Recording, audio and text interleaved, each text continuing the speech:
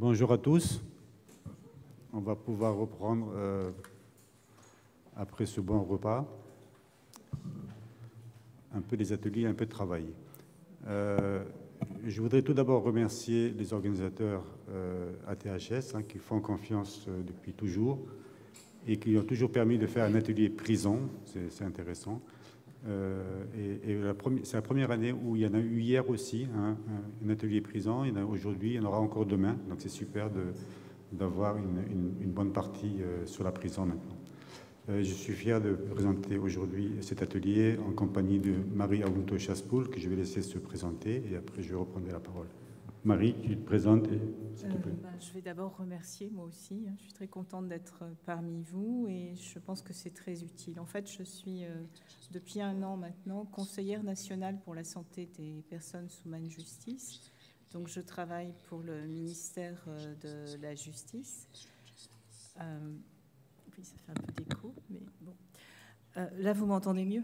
D'accord.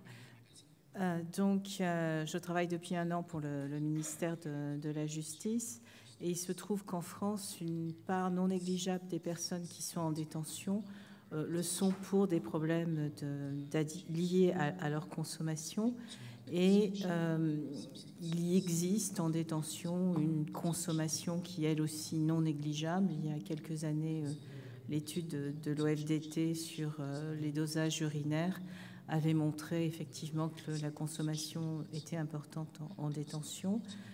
Le ministère, donc la DAP, réfléchit à la mise en place d'une stratégie en collaboration avec le ministère de la Santé. Vous savez que la santé, depuis 1994, dépend du ministère de la Santé, à mettre en place une stratégie de réduction des risques et des dommages en détention. C'est un travail qui va être difficile. C'est pour ça que je pense que c'est important d'être ici, d'entendre ce qui se dit et d'avancer ensemble. Marie. Alors, moi, je suis Fadi Meroué, je suis chef de service d'une unité sanitaire à Villeneuve-le-Maglone, près de Montpellier. J'ai aussi des fonctions de président d'une fédération européenne sur la santé en prison. Et c'est dans ces rencontres que j'ai pu voir M. Ehab Salah qui est avec nous aujourd'hui. Et j'en suis content qu'il soit là puisqu'il est représentant de l'ONUDC pour nous parler un peu de ce qui se passe dans le monde. Donc il y aura, on va parler de la France bien sûr parce qu'on est ici, mais on parlera aussi de l'Europe avec Linda Montanari qui est à Lisbonne, qu'on aura en visio, qu'on va avoir en visio tout à l'heure et qui va représenter un petit peu l'IMCDDA, qui est l'Office européen de drogue et toxicomanie.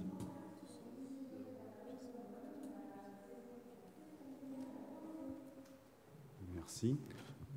Ensuite, on a Michel Sels aussi qui est avec nous, qui va nous parler un petit peu on va dire, dépistage, un peu, peut-être le manquement de dépistage des hépatites et des maladies infectieuses en prison. Et ensuite, Camille Ballester nous parlera aussi. Pendant le confinement, il a fallu qu'on réfléchisse sur comment se passent les consommations dans les prisons. Donc, on va avoir un petit peu un compte rendu de tout ça. D'accord ?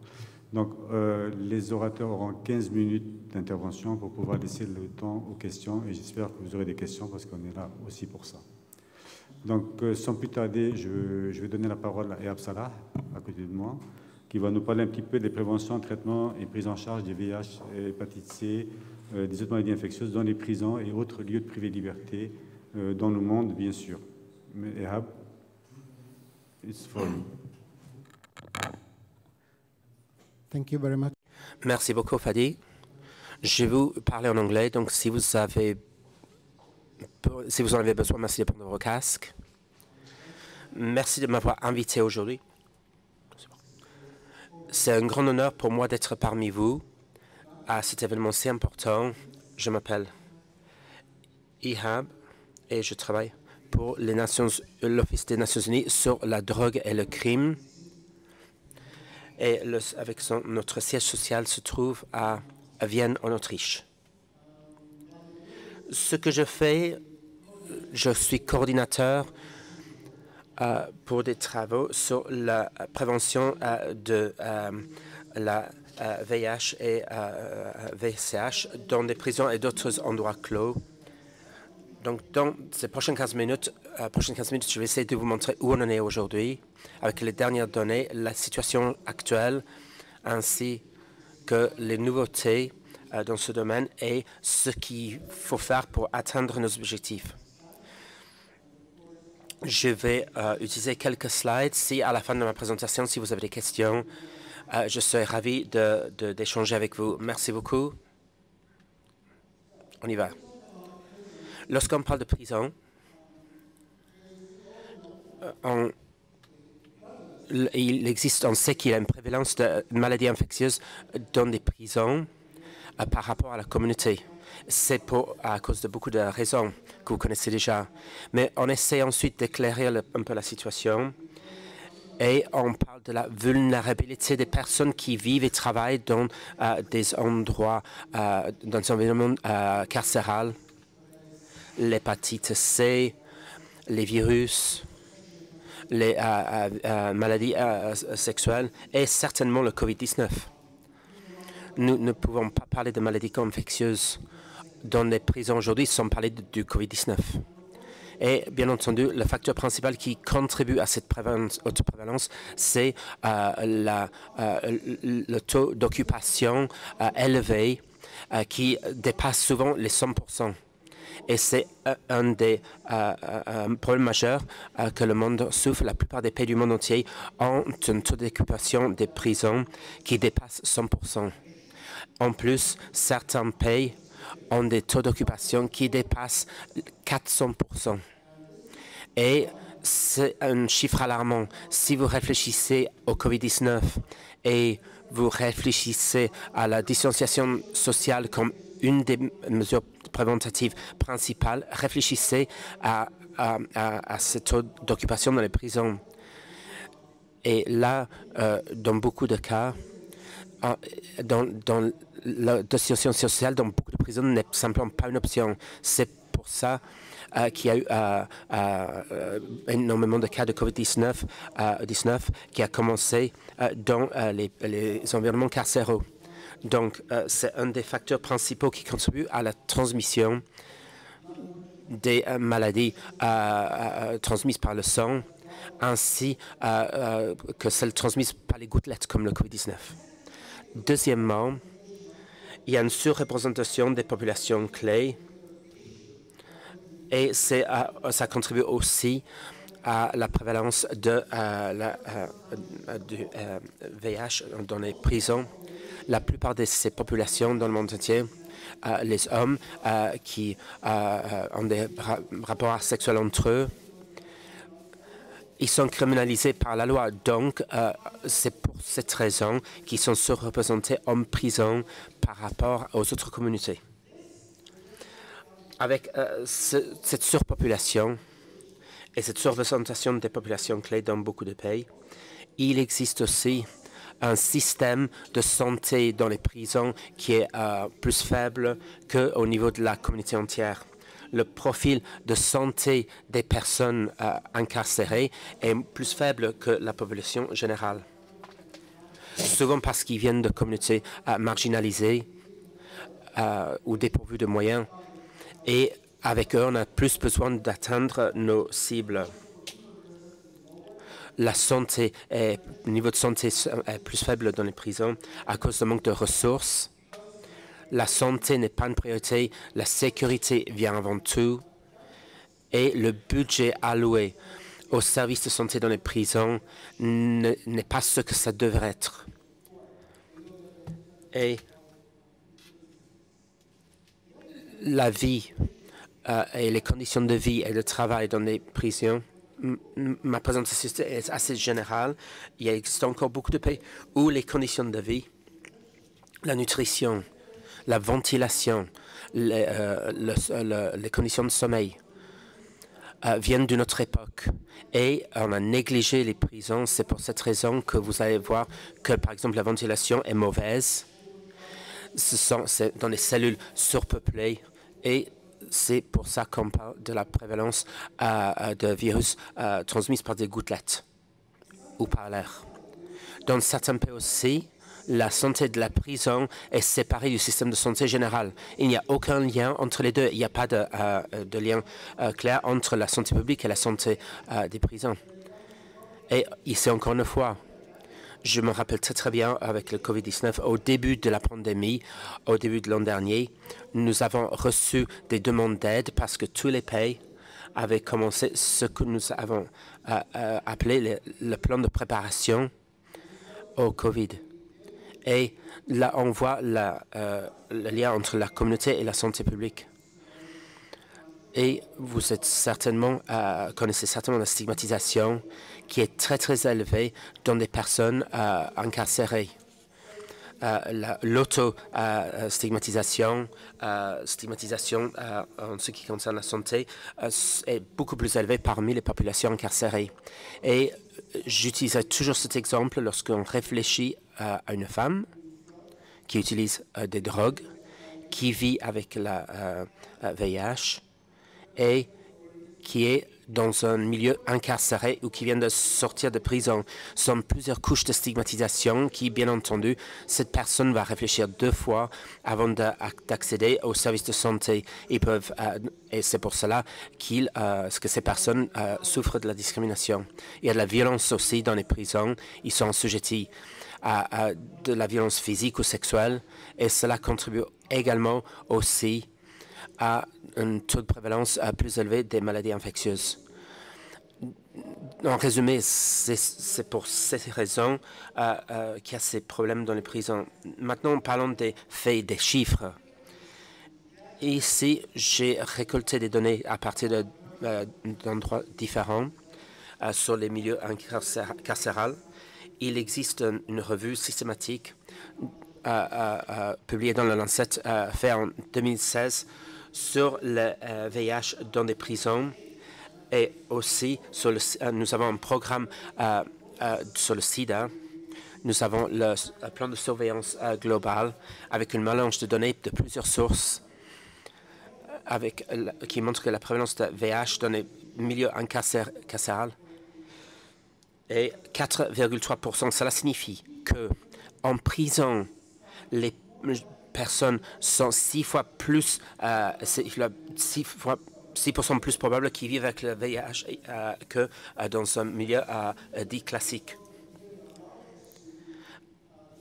On parlait beaucoup d'hépatite C ce matin. C'était très intéressant. Et lorsqu'on voit l'hépatite C, c'est 15,1%. Lorsque l'hépatite B est 4,8%. Tuberculose active, 2,8%. Et lorsque nous parlons des personnes qui utilisent des drogues dans les prisons, il n'existe aucune donnée globale sur le nombre de personnes qui utilisent des drogues dans des milieux carcérales. Ça pourrait être 30% de la population totale. 30% s'y retrouvent à cause de délits qui sont liés à l'utilisation de drogue. Et dans certains pays où il y a plus de drogue, cette population monte à 50%. C'est la situation aujourd'hui pour le COVID-19. Nous n'avons pas encore une estimation du nombre de personnes infectées ou qui sont mortes avec des PCR positifs dans les milieux carcéraux. J'ai lu un rapport publié en juillet cette année qui indique que 550 000 personnes ont été infectées avec le COVID-19 en près d'un demi-million de personnes en prison. Si vous réfléchissez à ce chiffre et le pourcentage total de personnes qui se trouvent en prison à un moment donné, qui est de 12 millions, un demi-million de 12 millions, d'un total de 12 millions de personnes, réfléchissez à la prévalence si élevée de COVID. Dans un pays, il y avait un rapport, il y a 10 épidémies, dont 9 ont eu lieu dans des milieux carcéraux dans ce pays-là.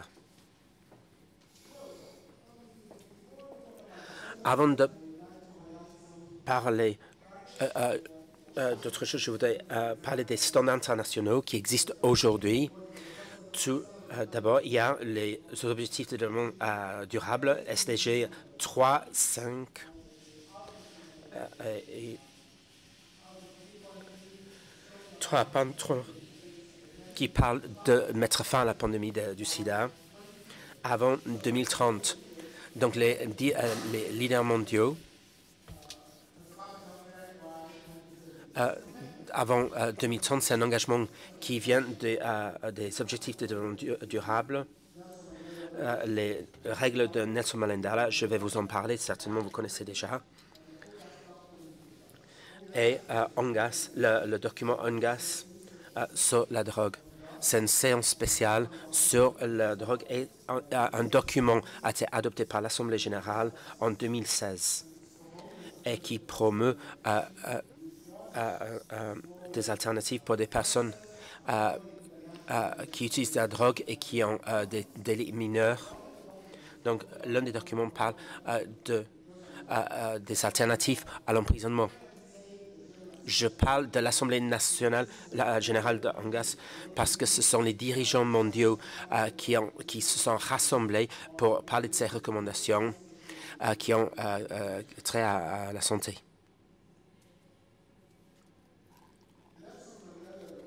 Les règles de Nelson Mandela, pour ceux qui ne les connaissent pas, ce sont des règles minimum pour le traitement des prisonniers qui étaient adoptées par l'Assemblée générale des Nations unies en 2015. Et ces règles stipulent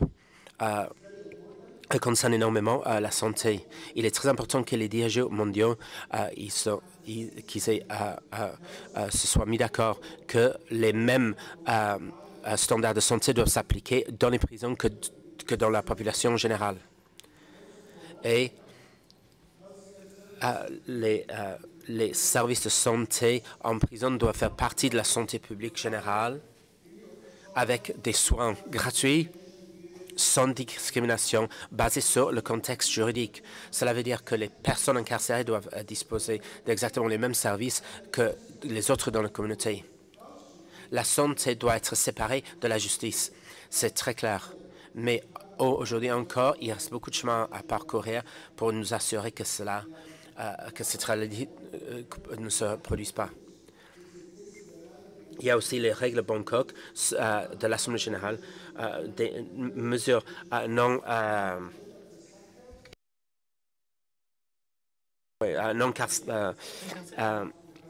carcérales pour les femmes, parce que beaucoup d'experts disent que la santé dans les prisons est conçue par les hommes pour les hommes. Et les femmes dans les milieux carcéraux ne disposent pas du même accès. Parfois, ce n'est même pas existant pour les femmes en prison. Il me reste 5 minutes. Lorsque nous avons des principes qui nous guident dans notre travail, nous avons plusieurs. Premièrement, les droits de l'homme. Et cela doit être la même chose dans les prisons que dans la population générale. Avec le consentement informé, et les fournisseurs de services dans les prisons doivent protéger ce droit et aussi essayer partout où c'est possible d'éviter cette double réalité. La confidentialité des patients aussi, c'est quelque chose qu'il faut assurer. Ensuite vient la santé publique. La santé publique, c'est la responsabilité des fournisseurs de services de santé des deux côtés du mur de la prison. Ce n'est pas uniquement les fournisseurs de services en prison, il faut aussi que la communauté fournisse ses services. Ici, ce qui est nouveau, c'est la stratégie mondiale pour le sida que nous avons développée avec les États membres, et nous avons beaucoup de problèmes par rapport aux personnes incarcérées, beaucoup de travail à faire et beaucoup de cibles à atteindre. Nous devons travailler ensemble pour atteindre nos cibles qui ont beaucoup trait aux inégalités. Donc, pour atteindre nos objectifs, il faut réduire les inégalités. Une autre chose nouvelle qui s'est produite cette année, les leaders du monde sont mis d'accord pour coopérer sur le sida et sur la VIH. 95% de cette population doit avoir accès à des interventions basées sur la vérité, y compris dans les prisons. Ça, c'est notre package d'intervention. Nous savons comment intervenir et traiter la VIH dans les prisons. Comme vous le voyez, il y a l'OMS. Nous sommes tous d'accord avec tous les organismes mondiaux de ce qui doit exister dans les prisons pour pouvoir mettre fin à la pandémie du sida comme menace de santé avant 2030, y compris pour les populations incarcérées. Il existe une gamme d'interventions, de repérage, de traitement et de soins. Réduire la surdose avec la drogue, soigner aussi le personnel, parce que la santé professionnelle est aussi fait partie de ce package. Toutes ces interventions, vous verrez les détails sur notre site web. Nous savons ce qui marche. Chaque intervention a un impact sur la pandémie de VIH, mais pour bénéficier au maximum de ce package, il faut le mettre en œuvre à 100%. Et quand on le fait à 100%, on obtiendra le maximum de bénéfices. Donc, voyons très rapidement la couverture de services. J'ai mentionné les interventions mentionnées par plusieurs organismes mondiaux. Je vais m'arrêter sur ce slide pour 2 minutes pour parler d'un programme qui a pour but d'éradiquer le VIH parmi les populations incarcérées qui s'injectent des drogues. Et vous allez voir que les derniers chiffres, presque 10 à 11% des pays ont adopté ces interventions en ce moment. La plupart se trouvent en Europe occidentale et centrale et Amérique du Nord. Et beaucoup de régions du monde entier ne disposent pas de ces interventions. Nous faisons des progrès, mais nos progrès sont lents.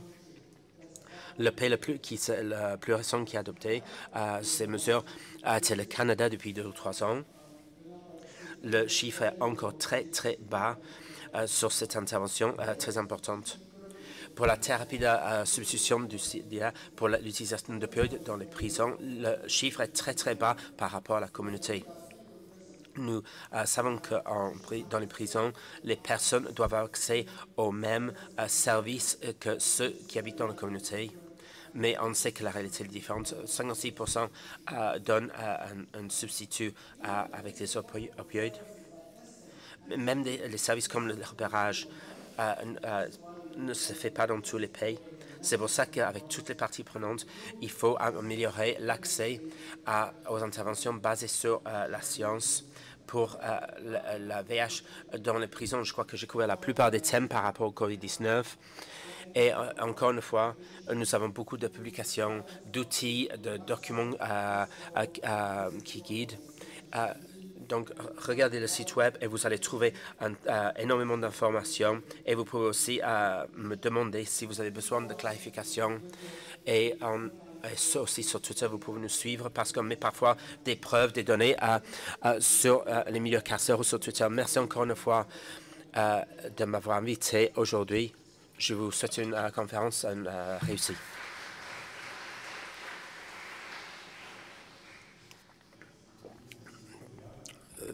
Est-ce qu'il y a des questions dans la salle? Alors, c'est vrai qu'il faut rappeler souvent les règles éthiques et les règles évidentes de soins dans les prisons. Je pense qu'on ne le rappelle pas assez et c'est toujours bien de le répéter plusieurs fois pour que les gens puissent enfin un jour l'appliquer dans les prisons. Donc, une question ici. Bonjour. Ça marche? Oui. Bonjour tout le monde, merci beaucoup pour cette intervention. Je suis Saadia Yacoub et j'exerce en partie sur la maison d'arrêt de Paris de la Santé. Je voulais vous demander par rapport aux données, vous avez parlé des hommes, des femmes, est-ce qu'on a des données concernant les mineurs incarcérés et notamment l'accès aux soins, les pathologies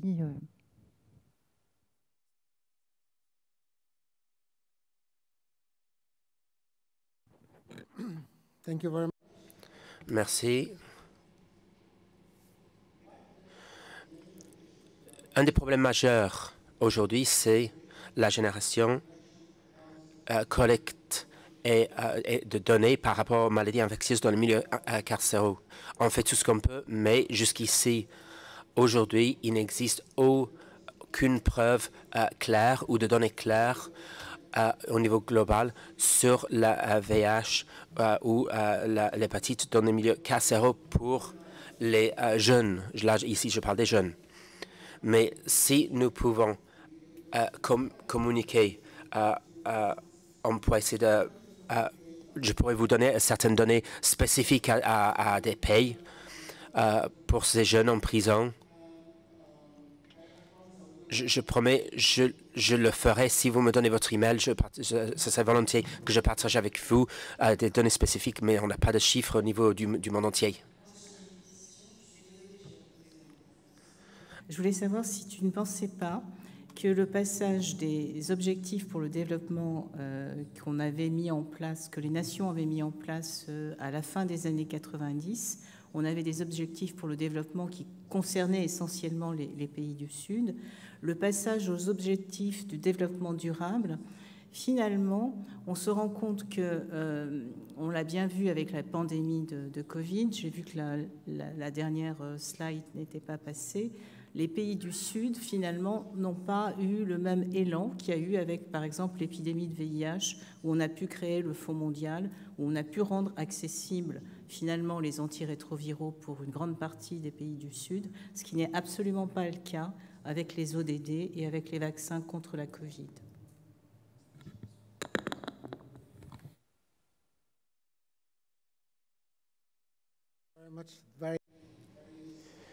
C'est une remarque très pertinente. Avec mon collègue, merci d'avoir traduit. Je veux dire qu'il y a des différences entre le Nord et le Sud qui se développent. Mais avec le Covid-19, ou en général, vous parlez, je vais parler des objectifs de développement durable. Les objectifs de développement durable. Je vais essayer de répondre à votre question de plusieurs manières différentes. Premièrement, c'est quelque chose ce sont des objectifs globaux. Ce sont des objectifs durables pour toute la planète. Ce ne spécifie pas si c'est nord ou sud, pays développé ou en voie de développement. C'est toute la planète qui doit obtenir ces objectifs pour 2030. Néanmoins, pour y arriver, il faut avoir ce qu'on appelle l'axe équitable. Cela veut dire que pour arriver à ce niveau-là, je suis ici, donc j'ai besoin de plus pour arriver à cette cible. C'est ce qu'on veut dire avec équitable. Parce que certaines communautés ont besoin de plus de soutien pour arriver ces objectifs. J'espère que j'ai répondu à votre question. Par exemple, les enfants, on sait qu'il y a la prévalence est plus élevée dans certains pays, en Afrique subsaharienne, par exemple. Et aussi, pour moi, ça veut dire qu'il faut donner plus de soutien à ces pays-là pour leur aider, pour les aider à arriver à mettre fin à la pandémie pour 2030. C'est ça ce que je veux dire par soutien équitable.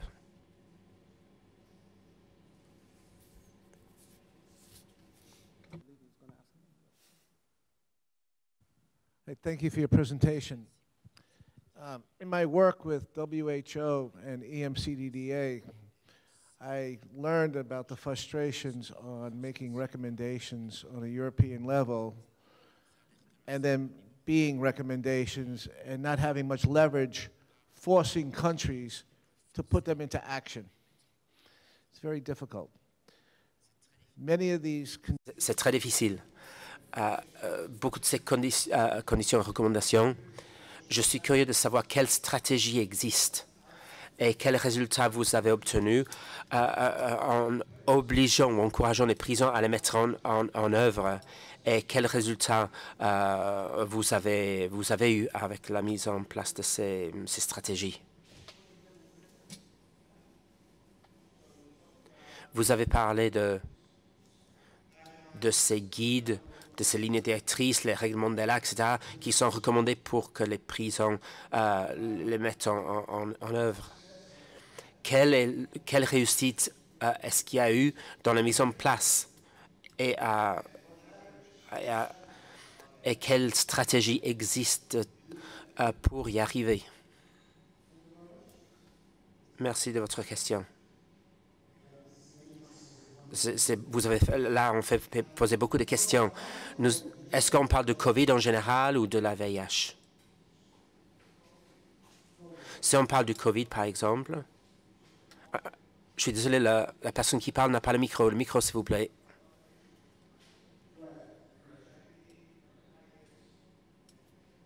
Micro, s'il vous plaît. Je vais essayer d'utiliser le COVID comme exemple et bien entendu, on ne peut pas tout appliquer aux autres infections, mais je vais utiliser le COVID pour répondre à votre question.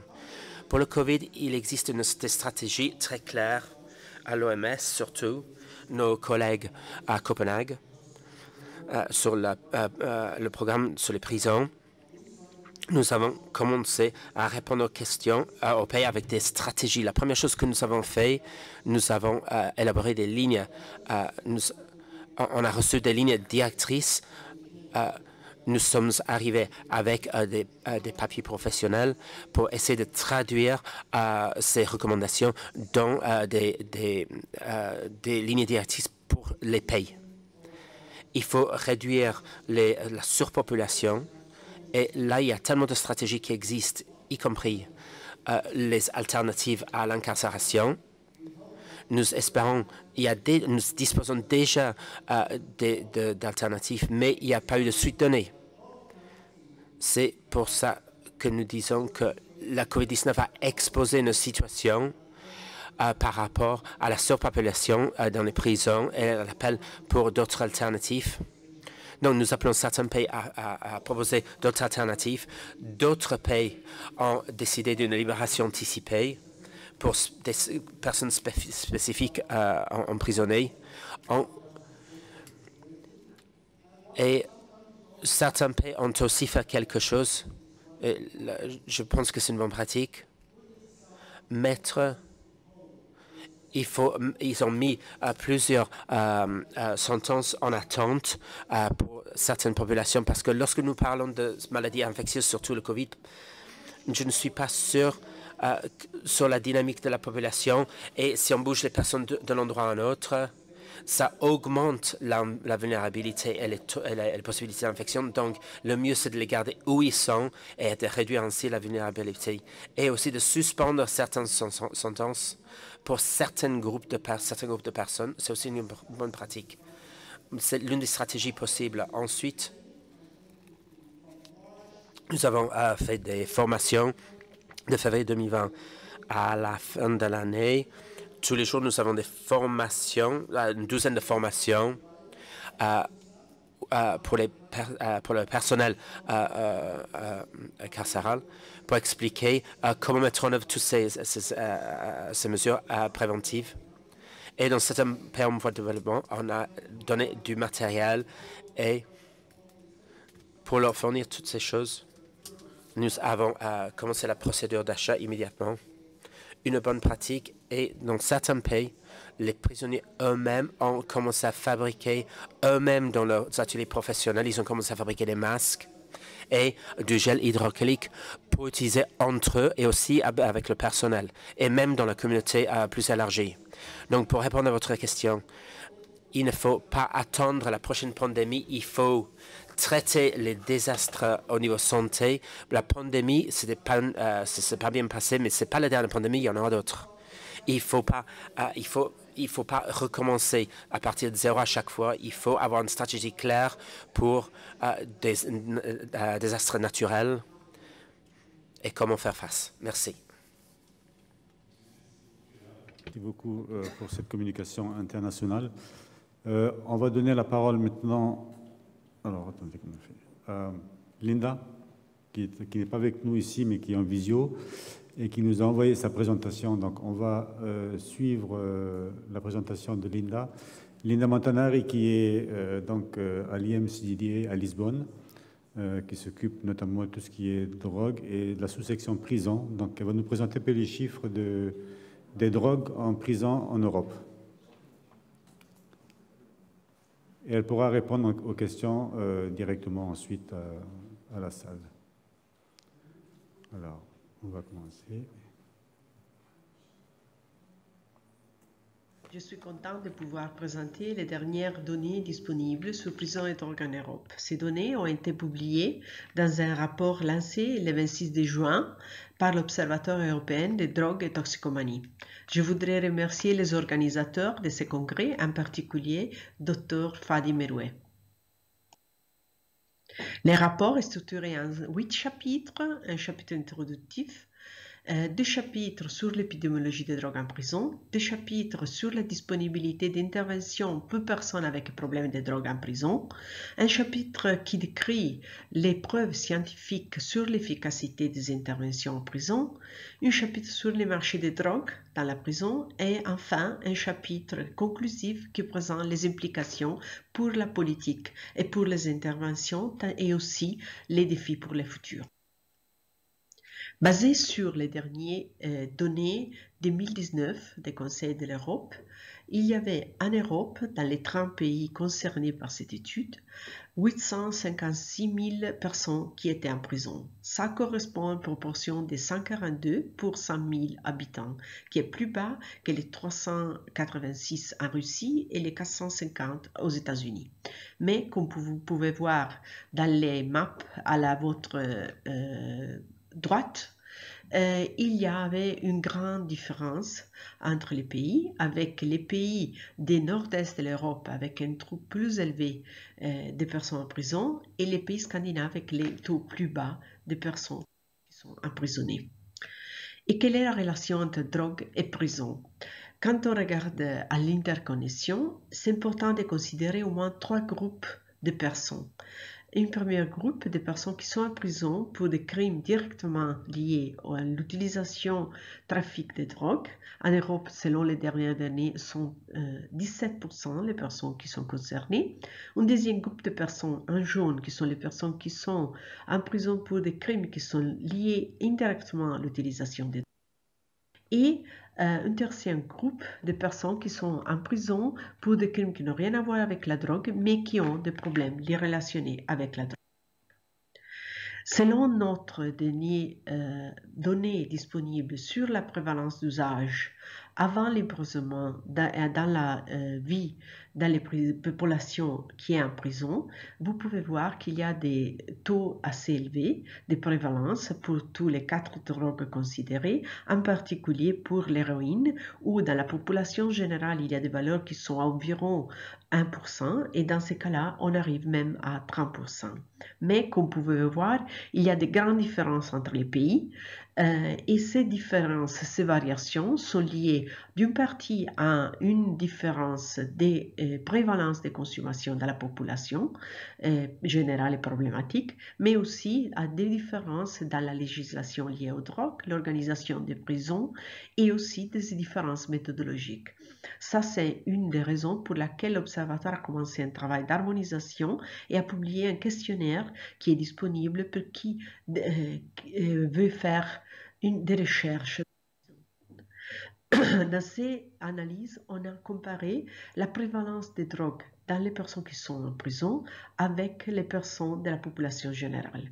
Comme vous voyez, pour toutes les 4 substances considérées, toutes les valeurs sont dans la gauche du graphique. Ça indique un excès d'usage dans la population de la prison comparé avec la population générale comme expérience pendant la vie. Et ces valeurs sont particulièrement élevées pour amphétamine et cocaïne. Si plusieurs personnes arrêtent d'utiliser drogue quand ils rentrent en prison, il y a une partie des personnes qui continuent à utiliser et qui peut-être changent leur modalité d'utilisation.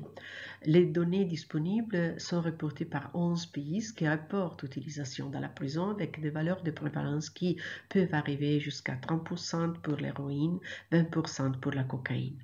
Les voies de trafic principales en prison sont les visites externes, la poste, le staff, par-dessus les murs, les personnes qui retournent en prison et les nouvelles technologies.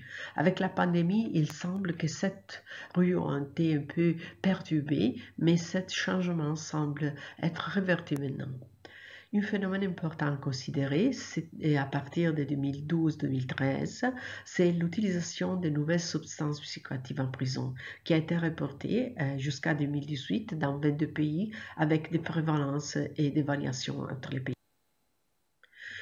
Les personnes en prison reportent un niveau de santé physique, mentale et conditions sociales qui est pire que la population générale, en particulier pour ce qui concerne les maladies infectieuses et la comorbidité psychiatrique. Dans ce graphique, vous avez les prévalences des HCV et HIV dans la population des prisons en général. Et comme vous voyez, ce sont des taux assez élevés, jusqu'à plus que 40% pour l'HCV et jusqu'à presque 15% pour l'HIV. Ces valeurs sont encore plus élevées quand on regarde la population qui fait utilisation pour injectieuse des drogues. Un autre problème, c'est la mortalité. La mortalité de la population en prison est plus élevée que la mortalité de la population générale de même âge. Et la première cause des décès en prison, c'est le suicide. Et la majorité des morts en prison sont des morts violentes. Et selon une étude française, 1 sur 10 de ces décès violents est lié à des surdosages intentionnels ou accidentels des drogues.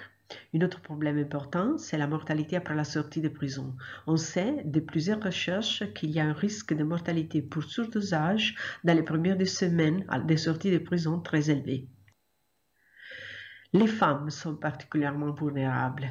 Elles représentent seulement 5% en moyenne de la population en prison en Europe, avec des différences entre pays. Et il y a un large pourcentage qui peut arriver jusqu'à 40% des femmes qui sont en prison pour crimes liés au trafic de drogue.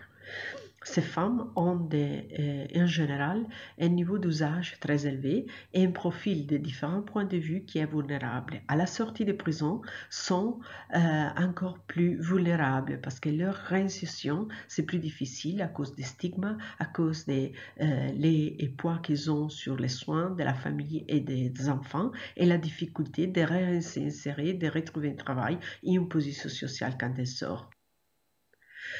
Qu'est-ce qu'on fait en Europe alors pour les problèmes des drogues en prison? C'est possible de catégoriser les interventions liées à l'utilisation de drogues en prison en 3 groupes. Les interventions à la rentrée de prison qui incluent les check-ups sanitaires, incluent le dépistage d'utilisation de drogues et, si nécessaire, la détoxification. Les interventions pendant l'emprisonnement qui incluent et traitements ambulatoriels, par exemple, counseling individuel ou de groupe, ou traitement de substitution, les traitements aussi résidentiels. Dans quelques pays, il y a aussi l'expérience des communautés thérapeutiques et enfin un groupe des interventions de réduction des risques. À la sortie de prison, la plupart des interventions sont liées à la prévention des surdosages, à la réintégration sociale et à la continuité lien avec les soins externes, qui est un point clé dans l'intervention pour la consommation et les problèmes de drogue. Au niveau des littératures, les preuves scientifiques d'efficacité et d'intervention sont disponibles pour toutes les interventions listées avant dans la communauté. Il y a beaucoup moins de littérature et de preuves scientifiques et d'informations scientifiques pour ce qui concerne les interventions dans la prison. Mais il faut se demander aussi si ça c'est vraiment nécessaire, c'est d'avoir des littératures de recherche spécifiques pour les settings prison.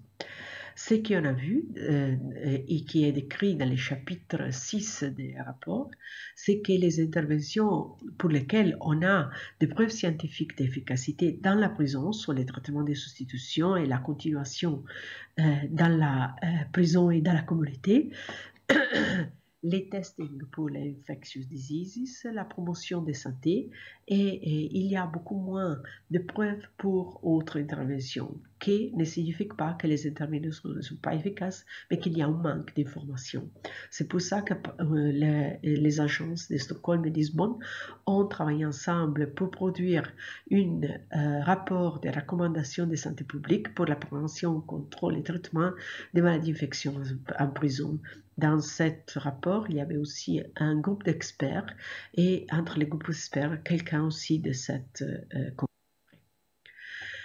Dans ce graphique, vous avez la disponibilité des interventions pour personnes qui ont des problèmes de drogue en prison dans les différents pays, dans les 30 pays considérés européens.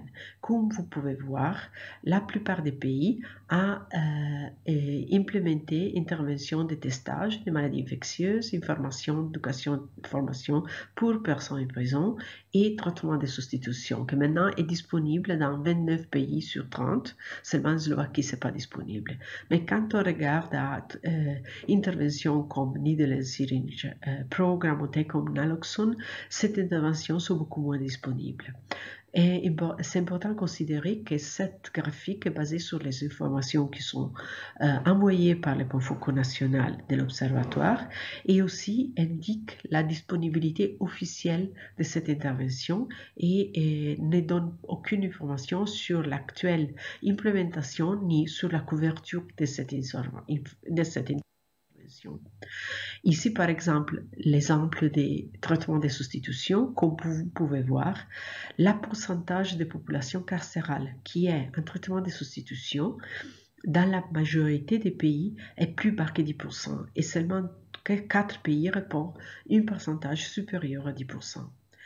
La couverture, ce n'est pas le seul problème, mais aussi les retards dans l'introduction. Dans ce graphique, vous avez les années d'introduction des traitements de substitution dans la communauté en jaune et les traitements de substitution, les années d'introduction en prison. Comme vous pouvez voir, il y a même un délai de 20 ans dans quelques cas entre l'introduction dans la communauté et l'introduction en prison.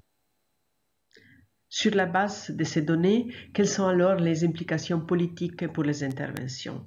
C'est nécessaire d'identifier quelques points importants qu'on peut résumer de ces données. Première chose, prison et vulnérabilité sociale sont très liées. La population qui utilise des drogues et qui ont des problèmes de drogue et qui sont en prison ont aussi beaucoup autres facteurs de vulnérabilité sociale. Ça veut dire que c'est important de garantir pour eux l'équité des soins, qui est un des deux principes fondamentaux internationaux pour l'implémentation des interventions en prison. Ça veut dire que les personnes qui sont en prison ont droit à même type de soins, qualité et numéro que les personnes de la population générale. Deuxièmement, la prison et la communauté sont très liés. Ça veut dire que les personnes qui sont en prison sont des personnes qui entrent et sortent de prison, ont des contacts avec la communauté. Intervenir en prison, ça veut dire alors intervenir au niveau de santé publique. Dans ce cas-là, c'est très important de garantir que les soins soient continués à l'entrée et à la sortie de la prison. Un autre point important, c'est que les autorités de la prison ont toujours les dilemmes entre soins et contrôle. D'un côté, doit garantir les soins aux personnes qui sont là, mais deuxièmement, de garantir le contrôle et la sécurité. C'est pour ça que c'est nécessaire d'avoir une vue et une responsabilité d'ensemble, que les acteurs qui sont involvés dans l'intervention en prison doivent garantir une coordination entre eux. Un autre point, c'est la baisse couverture, comme on a pu voir des données des interventions en prison. Et c'est urgent et nécessaire de faire des efforts pour augmenter ces couvertures. Encore un point, c'est les approches alternatives. On n'a pas discuté dans les rapports des approches alternatives en profondeur, juste mentionné, mais c'est important dans le moment de faire un choix, de considérer les balances entre coûts et bénéfices d'une prison. Finalement, comme on a vu, il y a encore peu d'informations, peu d'évidence scientifique. C'est très important d'essayer d'améliorer la quantité et la qualité des informations et de les faire aussi dans une façon comparable entre différentes prisons et entre différents pays. Vous pouvez trouver toutes les informations dans notre site web et décharger la publication en anglais. Malheureusement, c'est seulement en anglais, mais on espère que dans la prochaine période, on va pouvoir avoir la disponibilité de ce rapport aussi dans des autres langues. Je reste à disposition pour des questions. Merci beaucoup et au revoir.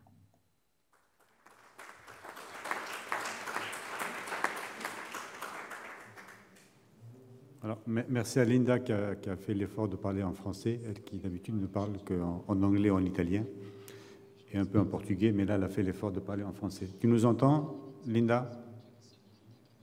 Oui, je suis là. Vous m'entendez? Très bien. Alors, est-ce qu'il y a des questions à Linda Montanari?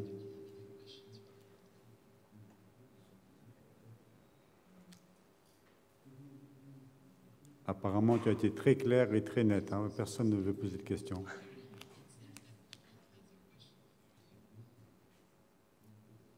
Non, une dernière fois.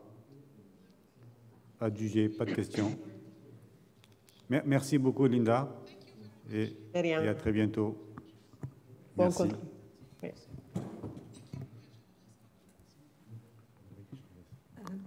On a parlé un petit peu de l'épidémie à Covid-19.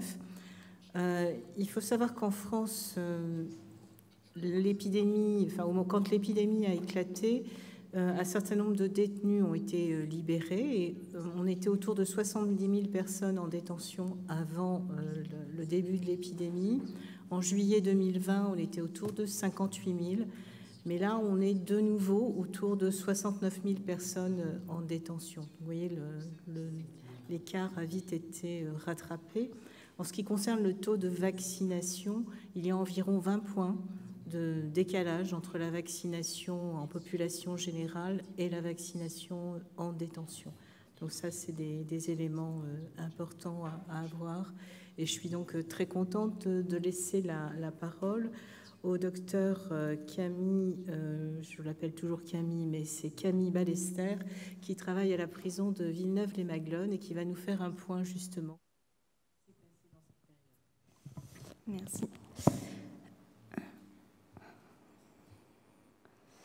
Alors, bonjour à tous. Moi, je vais vous présenter une étude qu'on avait faite dans le service avec ma collègue Aurélie Mieuxet, qui n'est pas là aujourd'hui, sur les modifications liées au premier confinement des consommations de substances psychoactives chez les personnes placées sous main de justice à la maison d'arrêt de Villeneuve-les-Maglones, donc qui est à côté de Montpellier.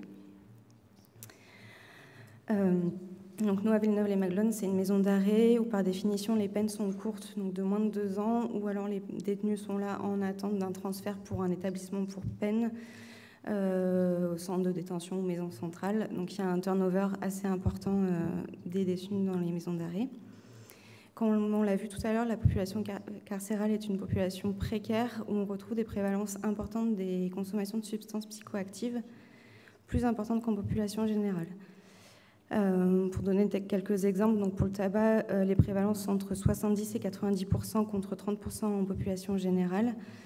Le cannabis, c'est plutôt 30 à 50% contre 11%. La cocaïne, c'est entre 8 et 19% contre 0,9% en population générale.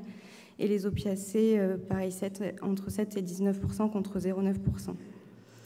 Les raisons sont multiples pour consommer. Les détenus expriment le besoin de recréer un espace de liberté. Ils reconnaissent l'effet anxiolytique des substances.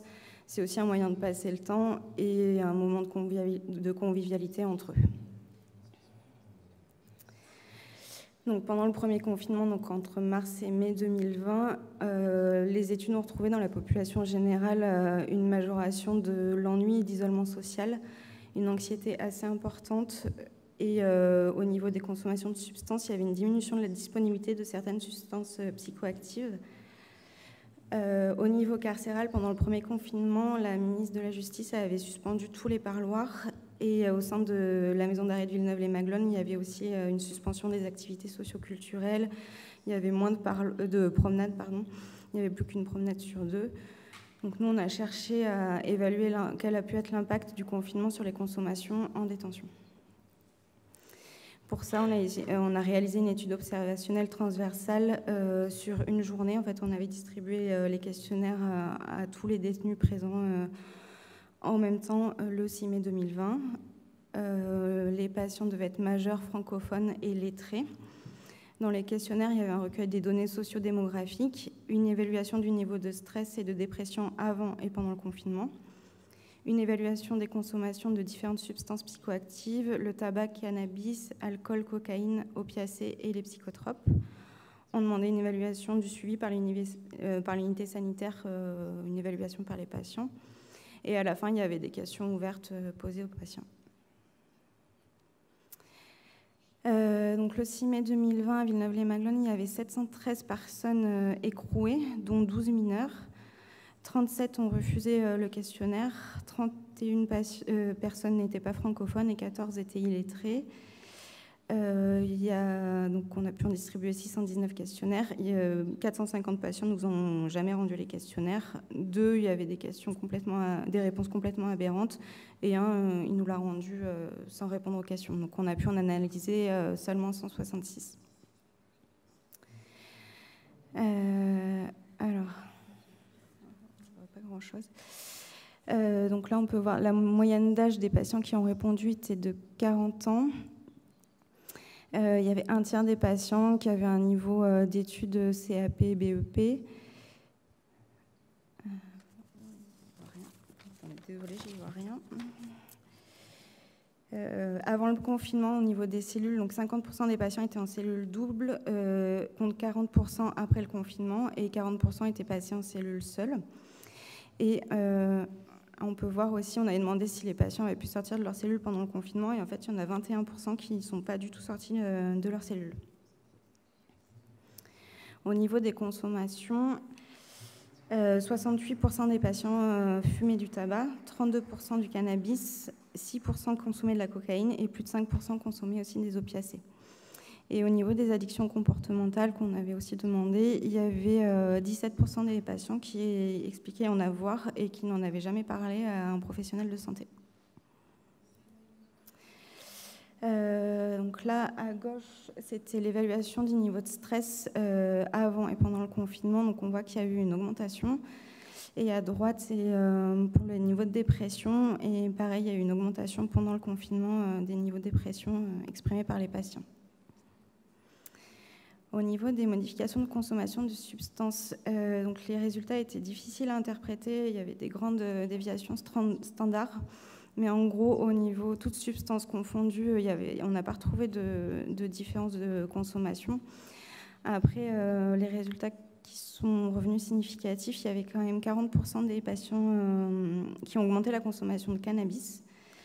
Pour le tabac, il y avait 40% qui ont augmenté leur consommation de tabac et 40% n'ont pas du tout modifié leur consommation de tabac.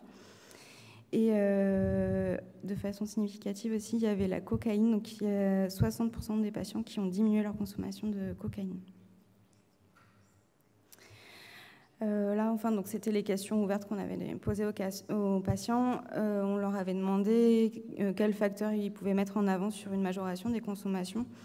La plupart ont évoqué le stress. C'était un stress par rapport au Covid essentiellement, donc soit pour eux-mêmes, ils avaient peur d'être contaminés, et aussi pour leur famille. Ils ont aussi beaucoup évoqué l'ennui, parce que du coup, il n'y avait plus qu'une promenade sur 2, il n'y avait plus d'activités socioculturelles, le travail, ils avaient réduit le travail aussi. Donc, les patients étaient enfermés une bonne partie de la journée dans leur cellule. L'isolement et l'éloignement familial en raison de la suspension des parloirs. Et enfin, l'effet positif des substances psychoactives, notamment pour diminuer le stress en lien avec cette période. On a aussi demandé donc, les facteurs qui pouvaient mettre en lien avec une diminution des consommations. Donc là encore, ils ont évoqué le stress. Et notamment le stress, en fait, ils avaient peur d'être plus fragiles et du coup d'être plus à risque d'être contaminés par le Covid. Ils ont aussi mentionné l'indisponibilité des substances, notamment la cocaïne, qui n'a pas été disponible pendant la période de confinement. Une majoration du coût pendant toute la période de confinement aussi, tout coûtait plus cher, le cannabis coûtait plus cher, la cocaïne aussi, et enfin tout simplement les patients qui avaient envie d'arrêter. Enfin, on leur avait demandé aussi comment ils ont pu gérer les modifications de consommation. Donc, voilà, ils nous ont dit compenser autrement, avoir eu recours à des divertissements, ils regardaient plus la télé, ils lisaient, ils faisaient du sport en cellule. Ils ont essayé de compenser autrement. Et enfin, ils ont aussi mentionné les traitements qui étaient délivrés à l'unité sanitaire pour gérer le manque de certaines substances, les substituts nicotiniques et certains psychotropes. Donc nos résultats, donc en gros, on n'a pas vu de modification des consommations de substances psychoactives, sauf pour le cannabis où 40% des consommateurs ont majoré leur consommation. Ça, c'est les données qui avaient été aussi retrouvées par l'OFDT en population générale. 40% des fumeurs ont majoré leur consommation. Ça aussi, ça concorde avec les données de l'OFDT. Et concernant les addictions comportementales, on s'est rendu compte que 17% ne nous en parlent jamais. Et les facteurs majoritaires pouvant avoir eu un impact sur ces modifications de consommation, donc c'est vraiment en premier lieu, tous les patients ont évoqué le stress sur cette période. Donc un peu voilà, comme dans la population générale, le confinement a été vraiment pourvoyeur de stress pour les patients. L'isolement et l'éloignement familial, l'ennui. Ils ont aussi parlé d'une baisse de suivi par l'unité sanitaire et c'est vrai qu'on avait dû adapter le suivi à l'unité sanitaire pour éviter les mouvements de patients. Donc on avait espacé les consultations d'addictos. Donc voilà, il y a plusieurs patients qui nous ont dit que ça leur avait manqué. Et aussi les difficultés d'approvisionnement et du coup un manque de disponibilité de certaines substances. Donc notre étude a des biais, donc un biais de sélection. Notre population, là, les patients qui ont répondu avaient une moyenne d'âge de 40 ans, alors qu'à la même période, la population carcérale était plus jeune, c'était 33 ans à cette période-là. Un biais de... ça c'était le biais de représentativité, pardon. Biais de sélection. On a distribué le questionnaire à tout le monde. En même temps, donc par des personnes différentes de l'unité sanitaire et accompagnées par un surveillant pénitentiaire différent. Donc ça a pu entraîner un biais de sélection aussi comme ça, surtout sur ceux qui ont refusé le questionnaire. Un biais de mémorisation et de déclaration et un biais d'interprétation pour les questions ouvertes. Donc en hypothèse, devant la majoration des consommations de cannabis, malgré la suspension des parloirs, il y a dû y avoir une adaptation des moyens d'approvisionnement en détention. Et ça peut nous faire réfléchir aussi sur cette période-là, adapter notre prise en charge addictologique. Et concernant les addictions comportementales, on pourrait aborder ces questions-là en consultation d'addictologie. Voilà. Merci.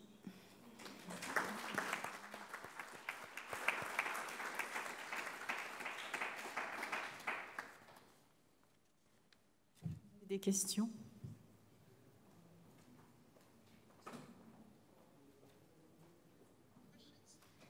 Bonjour, merci beaucoup pour la présentation, c'était très intéressant. J'aurais juste simplement une question à poser par rapport à l'usage de substances. Donc, vous avez interrogé le cannabis, la cocaïne et d'autres substances. Pourquoi est-ce que vous êtes limité à certaines substances ou est-ce qu'il y avait des questions ouvertes pour les autres? Par exemple, là, justement, lors de la dernière présentation, excusez-moi, j'ai oublié son nom, de la MCDDA, on nous a évoqué le fait qu'il y avait davantage de nouvelles drogues de synthèse, par exemple, que je n'ai pas forcément retrouvées. Et puis après, également, toujours sur les substances, pourquoi avoir pris le choix, ou si c'est un choix, de questionner les opiacés en termes généraux, sans l'éventail des opiacés faibles, des forts, et pourquoi ne pas avoir, par exemple, interrogé la prégabaline, parce que dans les derniers rapports, je suis addictovigilante, pardon, je ne me suis pas présentée, dans le dernier rapport d'addictovigilance, et notamment de Toulouse, qui a été fait sur la prégabaline, on nous fait remonter de plus en plus que l'initiation se fait en prison. Donc je voulais juste savoir sur quels critères s'est basée la sélection des produits, pour résumer la question. Et est-ce que j'ai compris que c'est des données déclaratives, j'imagine qu'il n'y avait pas eu également des compléments par des bancs de tests urinaires ou quoi que ce soit. Ça, je l'imagine bien. Non, c'était uniquement déclaratif. Très bien, parce que je me suis dit peut-être, parce que vous avez classé en opiacés, sur les bandes, il n'y a que opiacés.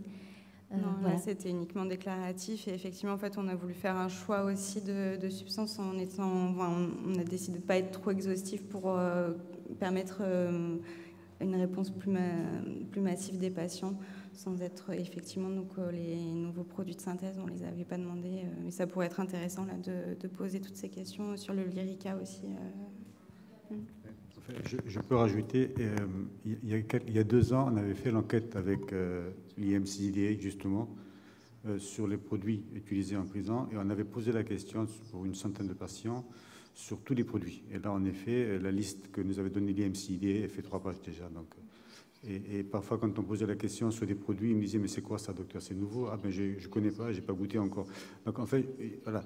Je crois que les NPS, soit ils les prennent sans le savoir, parce que ce qu'il faut savoir aujourd'hui, le danger d'aujourd'hui, c'est le cannabis sur lequel certains dealers ou certains chimistes mettent des produits de synthèse dedans.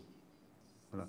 Et les fumeurs de cannabis qu'on avait il y a 5-6 ans, où voilà, il y avait juste les yeux un petit rouges, voilà, aujourd'hui, on a des vraies crises de paranoïa, voilà, on arrive à trouver des effets secondaires qu'on n'avait pas avec le cannabis il y a quelques années. Et on pense que on doit rajouter dedans, alors soit parce que le THC est très très élevé aujourd'hui avec les nouveaux produits, soit parce qu'il y a, on pense, des nouveaux produits de synthèse dedans. Voilà. Mais quand on prend les NPS seuls, il n'y en a pas beaucoup en prison pour l'instant. Voilà. Pour l'instant, je dis pour l'instant, donc où vraiment on ne le sait pas. Et quand on a demandé au laboratoire si on pouvait chercher des NPS, le problème du laboratoire, c'est qu'il faut demander quel NPS on veut. C'est-à-dire on ne peut pas donner un produit en lui disant qu'est-ce qu'il y a dedans. Il faudra lui demander est-ce qu'il y a des caténons dedans, est-ce qu'il y a des... voilà. Il faut qu'on pose la question et qu'il cherche ensuite. Voilà. Simplement, on a les mêmes soucis hein, quand on fait nos enquêtes forcément d'addictovigilance. Là, on fait une enquête qui s'appelle Sex, Drugs and Covid sur exactement l'évolution de la place des substances chez les jeunes de 18 à 30 ans, parce que le paradoxe, c'est que le monde carcéral, bien sûr, je ne fais pas un parallèle déplacé, mais la Société Générale a été mise a eu un aperçu de ce qu'est être assigné à résidence, mais c'est pas du tout la même chose. Mais finalement, on a eu les mêmes. La crise sanitaire, on a dû en fait trouver des adaptations extrêmement rapides pour les usagers. Ça a été très problématique en addictovigilance, puisque l'usager, il se déplace, il va chercher ses seringues, il va faire des choses. Et là, il n'y avait pas ces motifs dans les attestations dérogatoires pour se déplacer. Donc, on a dû mettre justement exactement en fait, ce que vous décrivez là, gérer le manque pour les usagers, prévoir de l'analoxone, par exemple, pour éviter les overdoses, etc. Et effectivement, quand on a posé ce type de questions, on ne pouvait pas se permettre d'en poser énormément. Mais ne serait-ce que de mettre une case autre, parfois, en champ ouvert, ça permet de limiter... de ne pas tout à fait limiter les substances et d'être surpris, par exemple, que d'un coup on voit le protoxyde d'azote sortir et celui-là on n'y avait pas pensé et d'un coup il est particulièrement mentionné. La dernière question que je voulais poser, je vais rendre le micro, c'est je fais le parallèle avec Sex, Drugs and Covid parce que notre idée c'était aussi de mettre en avant les adaptations créatives des étudiants, mais là je reviens plutôt sur le milieu carcéral. Est-ce que lorsqu'on a on n'a plus de sorties, plus de communication avec sa famille, plus d'activités à disposition, culturelles, etc. Avez-vous, vous, en prison, réussi à mettre en place des adaptations pour parer à ce manque? À titre d'exemple, par exemple à l'hôpital, je vous la donne comme proposition, parce que peut-être que ça peut également intéresser les prisons. Il y a eu, par exemple, il y a beaucoup de séances, mais après, je ne sais pas quels sont les droits des détenus sur les appels téléphoniques. Mais les appels téléphoniques ont été très présents. Il y avait par exemple un projet qui s'appelle Lecture au creux de l'oreille, où ça a été fait avec un prestigieux théâtre de la Colline nationale, où des acteurs, etc., pouvaient rentrer en contact avec des séances organisées. Et ça permettait d'avoir une bulle poétique où pendant 20 minutes, etc., on avait un échange. Donc est-ce que, en dehors du fait d'avoir coupé toute activité, toute machin, est-ce que vous avez développé soit des activités créatives ou autre chose pour parer à ça? Ou est-ce que c'était à l'abandon total? Voilà. Non, oui. Alors, globalement, il y a ce qu'on appelle la doctrine sanitaire pour les personnes en détention qui est éditée par le ministère de la Santé en collaboration avec le ministère de la Justice. Ce qu'on n'a pas dit tout à l'heure, quand on dit que cette doctrine, elle était très restrictive, puisqu'en fait, normalement, les personnes ont 2 heures de sortie, une promenade le matin, une promenade le soir. La plupart des gens ont passé 23 heures sur 24 en détention.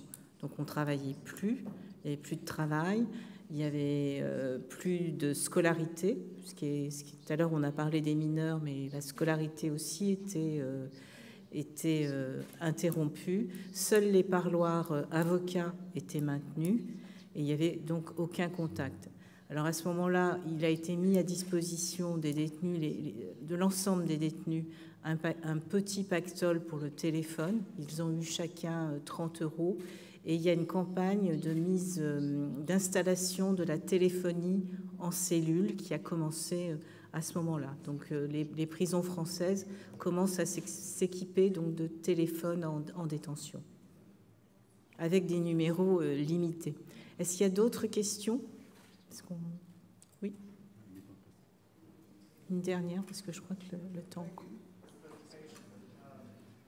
I'm curious, since COVID had an impact. Je me demande donc si, puisque le Covid a eu un impact sur l'utilisation de substances dans la population comme chez les détenus, a-t-on des informations sur les personnes qui ont quitté la prison ou qui sont toujours emprisonnés, mais qui ont développé une addiction en prison? Donc, ils sont rentrés en prison sans être dépendants et sont sortis dépendants. Est-ce que ça peut consister à un système de coping en prison, et en particulier lors de la période du Covid, autant en prison qu'en prison? Est-ce que ces usages, ces consommations de drogue ont pu constituer une addiction chez certains? Merci. En fait, je pense que ce qui est intéressant dans l'étude qu'on a faite là à Villeneuve, c'est qu'on s'est rendu compte que la population en prison a réagi de la même façon que la population générale. 30 à 40% ont baissé leur consommation, 40% ont augmenté de consommation et un certain pourcentage ont commencé en détention. Parce que simplement, à l'extérieur aussi, devant le stress du Covid, certains se sont mis à boire, certains se sont mis à fumer aussi, et on a la même chose. Donc je pense que la Covid, au moins dans la première partie, a surpris tout le monde et je pense que tous les êtres humains, qu'on soit en milieu carcéral ou dehors, on a eu la même réaction. Et je pense que c'est ça qui a été intéressant dans ce travail-là. Pas la deuxième vague, pas la troisième vague, parce qu'elle s'est adaptée et chacun a repris ses affaires. Mais la première vague, je pense que le comportement des personnes en prison a été le même et c'est ça qui nous a, je ne dis pas surpris, mais on pensait trouver d'autres choses qu'à l'extérieur, mais on a trouvé les mêmes chiffres qu'à l'extérieur. Voilà. Je pense que ce stress de la première vague, voilà, on a tous eu le même comportement sans regarder les murs, sans regarder les barreaux. C'est ça qui était intéressant. Intéressant parce que sur le plan humain, on était vraiment on était les mêmes que les autres. Et ça, c'était intéressant. Mais oui, je pense qu'il y a un pourcentage entre 1 et 10% qui ont dû commencer pendant la Covid, une première consommation en prison. Une autre question courte, parce que le temps court. Bien, nous allons passer à la prochaine présentation. Let's go on to the next presentation now. So, Fadi Meroueh, I think everybody knows you. He is the doctor from the health unit. You know that each prison has a health unit attached to a hospital since the law of 1994. And Fadi is going to talk about... He's going to talk about long-acting buprenorphine and... En prison. C'est probablement la première unité sanitaire en France qui utilise ce traitement. Merci. Voilà. En fait, ce matin, vous avez tous assisté, enfin, la majorité peut-être a assisté à la plénière sur la buprenorphine action prolongée.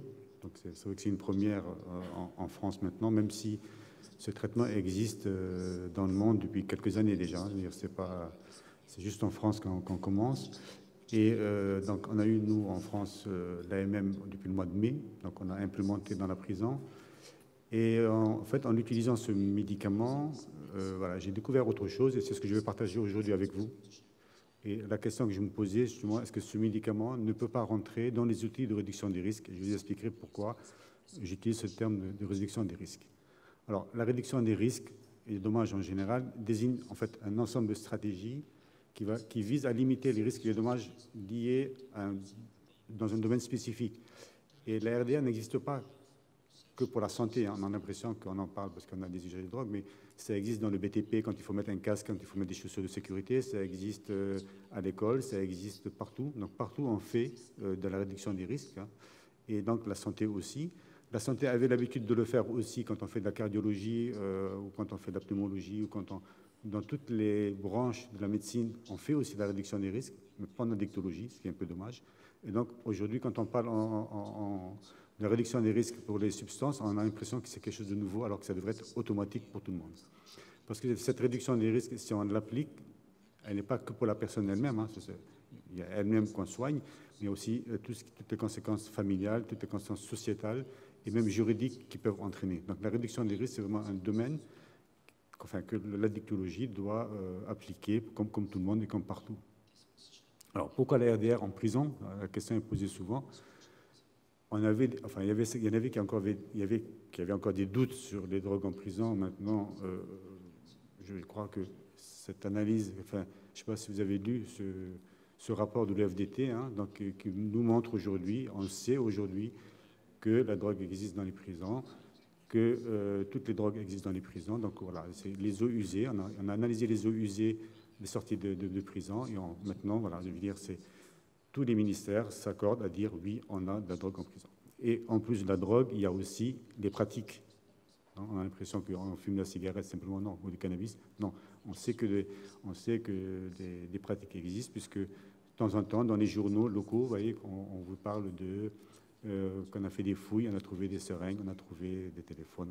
Donc aujourd'hui, ce n'est plus un secret qu'il y a des seringues en prison, qu'il y a de la drogue en prison, et pas qu'en prison en France seulement, vous voyez, dans tous les pays. Tout à l'heure, Linda nous a parlé. Donc on voit que dans tous les pays, ce problème d'injection existe partout. Alors, parfois on nous dit, est-ce qu'on a le droit de le faire en prison? Oui, on a le droit. On a le droit parce que la loi est là. Et là, je vous ai mis quelques lois, hein, la loi de 1994, la loi de 2005, la loi de 2009, la loi de 2016. Donc toutes ces lois autorisent d'abord une équivalence de soins. Et dans la dernière loi de 2016, il est encore écrit que la réduction des risques doit se faire en milieu carcéral comme à l'extérieur. Alors parfois, il n'y a pas toujours les décrets d'application pour cette dernière loi de 2016, certes, mais la loi est votée, donc on n'est pas hors la loi quand on applique une loi. Et le seul décret aujourd'hui qui nous permet de faire la réduction des risques en prison, c'est le décret de 2005. Le décret de 2005 que tous les addictologues connaissent, que l'addictologie connaît, qui est la seule loi française qui permet de faire la réduction des risques. Alors, la loi dit partout où l'usager se trouve. Donc, quand il est en prison, il a le droit aussi. Donc, ceux qui disent qu'il n'y a pas de décret, il y a un décret qui existe. Sur la loi, voilà, il n'y a pas de problème. Je reviens aussi sur ce kit que présentait tout à l'heure Ehab Salah dans sa première partie. Il l'avait présenté sous forme de losange, qui a une dernière version. Hein. La dernière version. Mais la première version, c'était celle-là. Et cette version de l'UNODC a été ratifiée par tous les pays appartenant à l'ONU. Donc la France a aussi ratifié cette convention où il est question de faire une réduction des risques en prison, de l'implémenter dans les prisons. Et quand on voit les 15 points de cette liste, on en fait 10, 12 voilà, en France. L'Espagne est le seul pays où les 15 sont appliqués. Voilà. En France, on est à 13, 14 parce qu'on dérape sur des seringues, on n'arrive pas à l'implémenter. Donc ça nous fait à chaque fois trébucher quand on parle de seringues en prison. Et cette liste va être complétée, hein, parce qu'il y en avait 15, mais depuis Il y a le naloxone hein, qui n'est pas sur la liste, mais qui va être rajouté, je pense, très prochainement. Les substituts nicotiniques aussi, hein, donner la nicotine, des patchs ou des pastilles de nicotine fait partie de la réduction des risques. Il faut aussi l'implémenter. La PrEP qui va arriver aussi, hein, parce qu'on en parle de plus en plus. C'était aux spécialistes avant, maintenant les médecins généralistes peuvent le faire. Et donc en prison, santé sexuelle et PrEP va aussi s'implémenter, donc il faut commencer. Des spécificités, c'est la femme aussi, il ne faut pas l'oublier. La femme peut aussi avoir des spécificités que n'ont pas l'homme. Notamment, on commence aussi à faire la distribution, par exemple, des serviettes hygiéniques. Hein, c'était tout simple, ça avait l'air de rien, mais ça fait partie aussi d'une réduction des risques si on ne veut pas que la femme prenne d'autres risques. Les pipes à crack aussi, ça commence. Hein. Vous savez qu'on a un ministre qui veut mettre tous les crackers en prison, donc on lui a demandé de nous livrer des pipes à crack, parce que c'est peut-être important de recevoir cette nouvelle population avec le matériel qu'il faut. Voilà. Et puis, groupe de parole. Voilà. Donc, les outils, il y en a beaucoup. Et mon sujet, c'était d'arriver donc à ce fameux la buprenorphine action prolongée. Donc là, je vous ai montré cette seringue que vous avez ici, où il y a la buprenorphine sous forme liquide. Et je vous ai marqué en dessous, vous avez la photo, hein, quand on injecte ce produit sous la peau, vous voyez, vous avez une forme de gel qui se fait et qui va se dissoudre tranquillement pendant un mois. Voilà, pendant un mois, vous voyez que le gel diminue et donc la personne a une dose quotidienne de son traitement de substitution. Donc, c'est comme ça que l'AMM est venue, c'est comme ça qu'on l'a implémenté, nous, en prison. Et après, on essaie de voir avec les patients l'intérêt que ça peut avoir. Donc, l'AMM est arrivé en mai.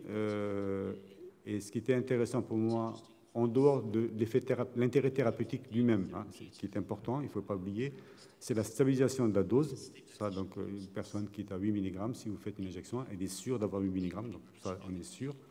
Il n'y a pas d'oubli de la prise. Voilà. Il n'y a pas de est-ce que je le prends à la même heure, est-ce que je suis resté à jeun, est-ce que je n'ai pas mangé avant, est-ce que je n'ai pas mangé après. Donc, il n'y a plus cette histoire d'observance qui se fait.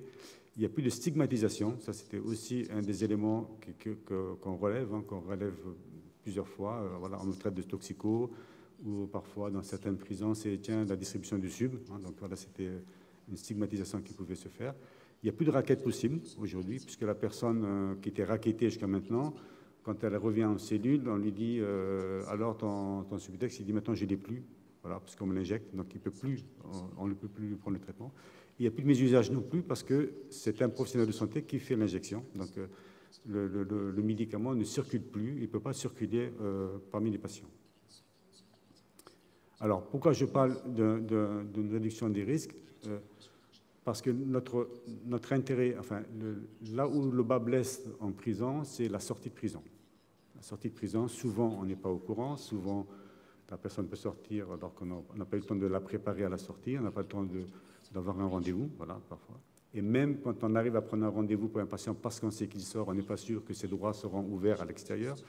Et donc, voilà. Donc, il y a pas mal d'incertitudes qui existent. Or, aujourd'hui, ce traitement, une fois qu'on l'a fait, pendant un mois, la personne est tranquille, on va dire un mois.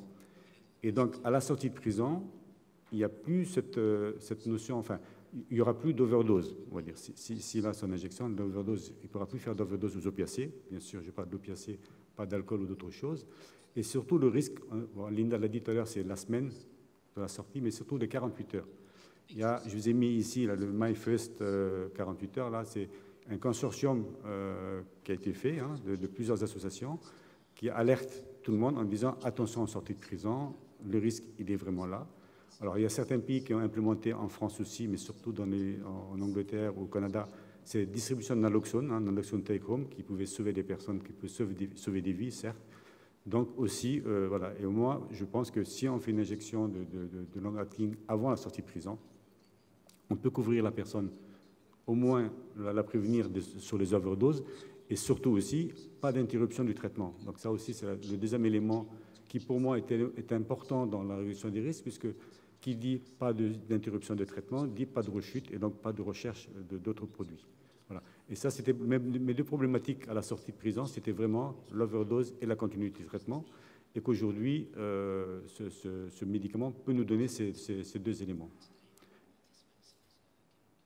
Alors, c'est vrai que depuis qu'il est sorti, nous, on a commencé à on a commencé à en parler avec les patients, donc pendant 2-3 mois, enfin, avant la mise en place, on a commencé à discuter avec les patients, leur expliquer qu'il y avait une nouvelle forme de buprenorphine. Ce n'est pas un autre Subutex, c'est du Subutex, mais pris différemment. On a débuté en juillet 2021 et on a proposé à tous les patients. Donc c'est vraiment, il ne faut pas penser qu'on prend les gens, qu'on leur tient la main pour leur faire l'injection. Donc voilà, c'est vraiment proposé et c'est la personne qui accepte ou pas ce traitement.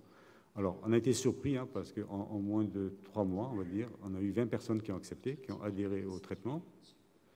17 personnes avaient déjà du Subutex à l'époque, entre 8 et 18 mg, donc ils sont passés à un mensuel.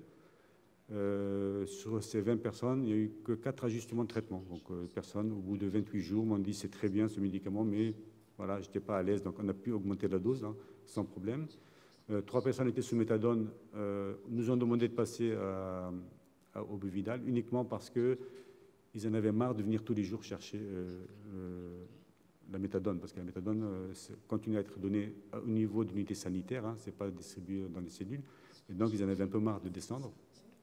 Et ce qui m'a fait réagir aussi, pourquoi je parle de RDR, parce que là, je vous ai mis en dernière ligne 3 personnes que j'appelle précaires. Ce sont des personnes qui ont des retours, très souvent des retours en prison, parce que pas de logement, pas d'hébergement, parce que pas de famille, parce que voilà, pas de travail, bien sûr. Et c'est des personnes qui revenaient souvent. Ça veut dire parfois 6 semaines, 8 semaines après, ils sont de retour. Et bien sûr, avec interruption du traitement et reconsommation. Et donc, j'avais proposé à ces personnes en disant, voilà, au moins ça, c'est-à-dire si on vous fait une injection, peut-être que voilà, pendant 1 mois, vous êtes au moins tranquille sur ce côté-là. Et donc, ils avaient accepté. Et c'est là l'idée d'outils de réduction des risques m'est venue et qu'on a commencé à traiter. Alors, quelques retours, parce que quand on a fait quand on a commencé ce traitement, au 15e jour, donc on a demandé aux personnes, on a passé un questionnaire de satisfaisant. Voilà, ils étaient tous très satisfaits, ça c'est sûr. Personne n'est revenu en arrière, donc personne ne m'a dit, docteur, je veux revenir au comprimé. Donc, ça veut dire qu'ils veulent rester sur ce traitement-là. Et aujourd'hui, les infirmières sont, on va dire, contentes parce qu'elles ont plus de temps de soins. Pour vous donner une ordre d'idée, si vous enlevez 20 distributions de Subutex, par exemple, pour une infirmière, c'est une économie de 2-3 km de marche. Parce que faire toute la prison, toutes les cellules, toutes les ailes, ça représente beaucoup, beaucoup de temps. Donc là, maintenant, elles ont un peu plus de temps, pour faire du soin, on va dire. Et on a aussi remarqué, on commence à le remarquer un tout petit peu, mais on n'a pas encore assez de recul, c'est la coprescription. Donc ça veut dire que c'est des personnes qui vont avoir moins de benzodiazépines, moins d'autres demandes, parce que stable au point de vue traitement. Et bien sûr, les raquettes vont diminuer, plus de mes usages. Et donc voilà, donc ma question, et la question que j'ouvre là aujourd'hui, c'est est-ce que ce médicament peut être une réduction des risques et des dommages aux personnes incarcérées? Et je crois que j'ai fini et je vous remercie de votre attention.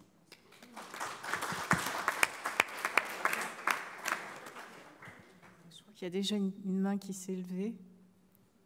Non, derrière, le monsieur, c'est en premier.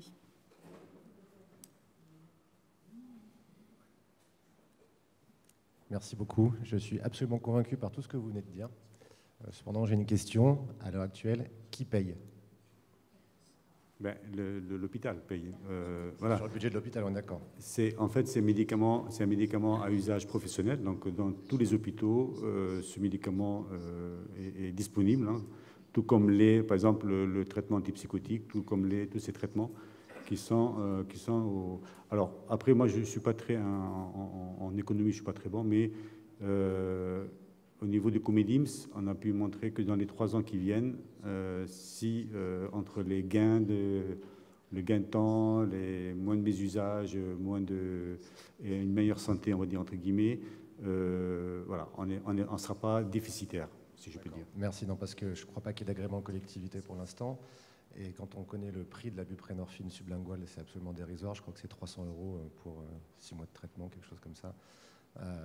Voilà, aujourd'hui, si cette pratique doit se généraliser, et ce qui serait certainement une bonne chose pour certains patients, se posera la question du prix de son remboursement et de l'économie de santé. Est-ce qu'il y a des études pharmaco-économiques qui sont en cours, des choses comme ça? Parce que dans le milieu carcéral, mais dans la population générale également, cette question se pose. Est-ce que vous avez des éléments de réponse là-dessus, ou c'est quelque chose qui vous concerne ou... Ou vous limitez juste à la pratique pour l'instant avec de nouveaux éléments? Ça nous intéresse beaucoup parce que là, j'ai 2 exemples, par exemple. J'ai 2 exemples en direct que je peux vous donner. C'est un patient qui est sorti, qui a eu son injection et qui nous écrit en nous disant comment je peux faire pour avoir l'extérieur. Donc voilà, donc on a alerté l'ARS, donc voilà. Et donc je pense qu'il faut que l'ARS mette des moyens pour l'instant au niveau des XAPA, on va dire entre guillemets. Et la négociation, elle est ouverte aujourd'hui au niveau du ministère de la Santé et de la DSS, la Sécurité sociale. Le bas blesse sur la sécurisation du traitement à l'extérieur. Voilà. En France, on n'a pas l'habitude, comme dans certains pays anglo-saxons, où une infirmière ou un pharmacien peut faire l'injection facilement. Voilà. Et donc, il faut réfléchir sur un modèle français, on va dire entre guillemets un modèle français, avec les pharmaciens, avec les infirmières, avec enfin, tous les professionnels de santé, savoir comment on peut, à partir de la prescription d'un médecin généraliste en ville ou d'un centre dehors, puisse faire une prescription et comment on peut aller chercher le médicament à la pharmacie et comment le faire au patient sans que le patient l'ait à la main. En fait, c'est ça c'est là où je pense que dans les semaines qui viennent, dans les mois qui viennent, il va falloir négocier avec le ministère de la Santé. Vous avez tout à fait raison et je pense que c'est des choses qui sont en cours. Voilà. Merci. Merci.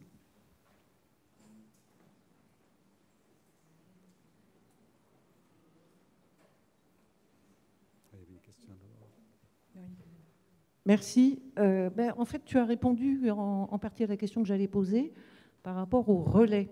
Parce que là, c'est unique sur Villeneuve.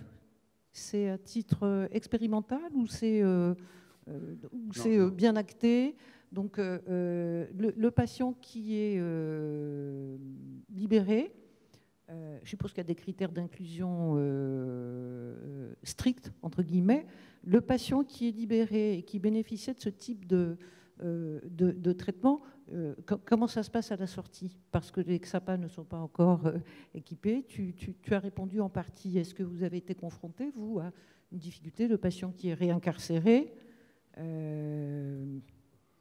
Oui, alors pour l'instant, ce seul patient qui est sorti, on va trouver la solution. Moi, j'ai déjà appelé l'ARS, j'ai pris rendez-vous avec l'ARS, on va essayer de trouver une solution pour lui.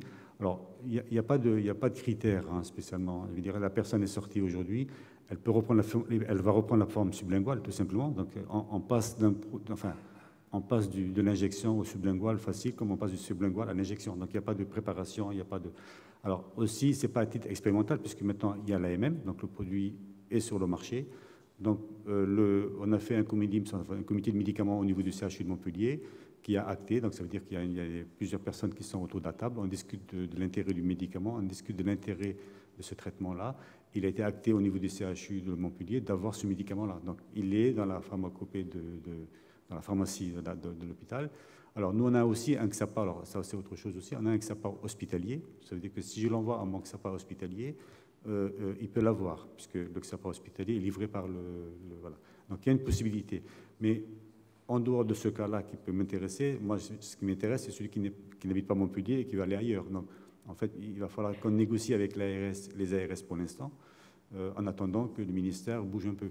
Et je pense que demain, si les patients, là, comme celui-là qui nous a écrit en nous disant « Moi, je veux rester sous Vidal » parce qu'il a trouvé l'intérêt pour lui, et en plus, c'est quelqu'un qui, dehors, s'il doit aller passer du week-end par-ci, s'il doit aller faire du travail par-là, il n'aura plus ce souci de savoir est-ce que je vais avoir mon médicament, est-ce que je ne vais pas l'oublier, est-ce que je peux amener à... Voilà.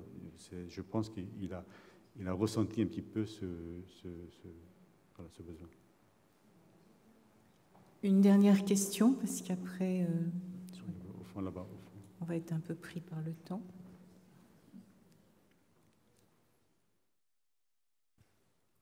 Merci, c'était hyper intéressant. Moi, c'était plutôt une remarque globale concernant plutôt l'accompagnement en général. Est-ce qu'il n'y a pas un risque finalement, en proposant un traitement qui va être fait une fois par mois, de diminuer la rencontre avec les soignants dans l'accompagnement de la personne et dans la préparation de sortie, etc. En revanche, et j'y vois un intérêt, moi, pour les personnes précaires, comme vous avez dit, sur la prévention des overdoses à la sortie, mais proposer un traitement qui va être pris une fois par mois, plutôt finalement quotidiennement, notamment dans les conditions de détention où les acteurs de soins, parfois, c'est les seules rencontres des personnes au cours d'une journée ou qui vont soutenir quelque chose, notamment en préparation des sorties. Est-ce qu'il n'y a pas un risque, finalement, de diminuer, de couper ces rencontres?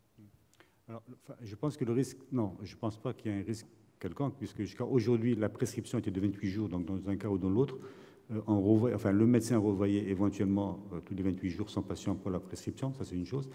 Après, il peut y avoir un accompagnement de psychologue, de psychiatre qui va continuer, donc l'un n'empêchera pas l'autre, on va dire ça peut aussi continuer. Et on peut avoir un peu plus de temps, je veux dire, aujourd'hui, lui aussi, le patient n'est pas pris là-dedans, dire entre guillemets. Et c'est vraiment le retour qu'ils nous font, c'est je suis bien sans rien prendre. Et ça, c'est quelque chose de nouveau pour eux. Ça veut dire se sentir aussi bien sans avoir besoin de prendre quoi que ce soit. Et ça, c'est un nouveau paradigme. Mais par contre, à nous aussi, bon, là, on l'a fait, par exemple, on les revoit à J15, hein, 2 semaines après, on va les revoir tous les mois pour le traitement. Et on va pouvoir avec eux, par exemple, on leur propose, bon, chez nous, par exemple, en milieu carcéral, on a un groupe de parole, donc on peut les inclure dans un groupe de parole. On a aussi les écoles des arts du cirque qui proposent l'expression corporelle, donc on va pouvoir aussi leur proposer. Donc on peut leur donner d'autres propositions maintenant où ils pourront s'investir s'ils veulent s'investir plus. De multiplier aussi les autres espaces et que ce ne soit pas juste un outil pour délester la surcharge énorme de travail qui existe aussi dans les unités sanitaires. Ça, je le sais. Les infirmières débordées, les infirmiers débordés, oui. Ça ne doit pas être juste utilisé, ça doit être bien utilisé en fait. Pas utilisé juste pour délester ça. Non, je suis d'accord. À l'extérieur, il prend 28 jours, il rentre chez lui, il n'y a pas de distribution quotidienne. En prison, aujourd'hui, la distribution quotidienne, pour l'instant, elle est obligatoire, je le dis. Il y a des prisons qui le donnent à la semaine. C'est un risque qu'ils prennent parce qu'il y a déjà 2-3 hôpitaux qui ont été condamnés, tout simplement. Parce qu'il y a eu décès et que dans le décès, on a remarqué que la personne prenait du Subutex. Et là, on a vu qu'il l'avait à la semaine. Et même si ce n'est pas ça qui l'a tué, c'est le simple fait de ne pas avoir respecté les règles. Donc ça peut amener très loin. Merci Fadi. Merci. On va passer à la dernière présentation, qui est une présentation qui va être faite par Michel Sels. Michel représente le Conseil national du sida. Et c'est une grosse différence, je dirais, avec l'épidémie à Covid. C'est que même si l'épidémie de sida était quelque chose de très triste et de très grave, elle nous a aussi tiré vers le haut avec l'apparition d'institutions pensantes comme le Conseil national du sida ou des institutions financières, c'est ce dont je parlais tout à l'heure avec le Fonds mondial. On voit qu'avec l'épidémie à Covid, on a plus une régression des libertés individuelles et pas quelque chose de très imaginatif. Je suis prêt ? Oui, c'est bon. Bonjour à toutes et à tous. Je vais éloigner un peu ça. Donc merci aux organisateurs de permettre au CNS de présenter ces travaux qui sont en fait une partie ou une petite partie d'un travail plus large qui a été fait sur la question. Et je vais d'ailleurs vous en dire quand même quelques mots en termes de contexte. C'est donc issu d'un avis et d'un rapport du CNS plus global sur la prévention, le dépistage et le traitement de l'hépatite C chez les personnes détenues.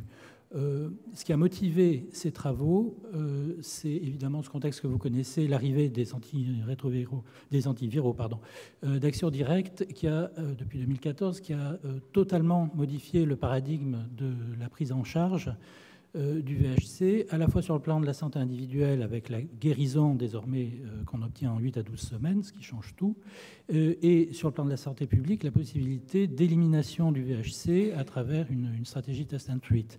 C'est un objectif qui a été, ce deuxième élément de contexte, qui a été repris par le gouvernement, qui a posé l'objectif donc d'élimination du VHC d'ici à 2025, et là, on a fait une mesure prioritaire de la stratégie nationale de santé. Enfin, par rapport à cette stratégie, il est bien clair que les personnes détenues sont, comme vous le savez, une population clé pour cette épidémie et par conséquent une population clé pour le succès de cette stratégie. Il faut donc qu'elles en bénéficient. Je passe sur les raisons, avec l'idée quand même que, notamment par rapport aux facteurs d'éloignement du système de soins de beaucoup de personnes détenues quand elles sont à l'extérieur, le passage en détention peut être une opportunité de dépistage et d'accès au traitement. Je suis un peu trop près du micro. Je pense désagréable pour vous. Voilà. Et enfin, le dernier élément de contexte, c'est que précisément le CNS a été saisi conjointement par la direction de l'administration pénitentiaire, la direction générale de la santé, la direction générale de l'offre de soins, pour d'une part produire un état des lieux de la prise en charge par les AAD, des patients donc en prison, et pour proposer des pistes d'amélioration par rapport à la stratégie d'ensemble d'élimination, d'amélioration du dépistage notamment. Ça a donné lieu donc à ces deux documents, un avis suivi de recommandations, qui est une réponse opérationnelle et suivi de 14 recommandations, et un rapport qui présente beaucoup plus en détail l'ensemble des investigations qu'on a pu faire, dont beaucoup sont qualitatives. Cela dit, c'est précisément l'aspect état des lieux quantitatif que je vous présente ici, avec donc des objectifs qui ont été, pour ce qui est du dépistage, alors là des trois infections, et par rapport au contexte, les recommandations de dépistage qui existent à l'entrée en prison, d'estimer d'une part le nombre de dépistages qui sont réalisés par les unités sanitaires au cours des quelques dernières années et comment il évolue, d'estimer ensuite la proportion des détenus entrants qui sont effectivement dépistés. Sur le plan de l'accès, de la mise en œuvre des traitements par AAD pour ceux des détenus qui sont porteurs d'une infection active, je passe sur le contexte qui a été évolutif, mais qui fait qu'en pratique, normalement, depuis 2016 en tout cas, toute personne détenue qui est porteuse d'une infection active devrait accéder à un traitement par AAD au cours de la détention.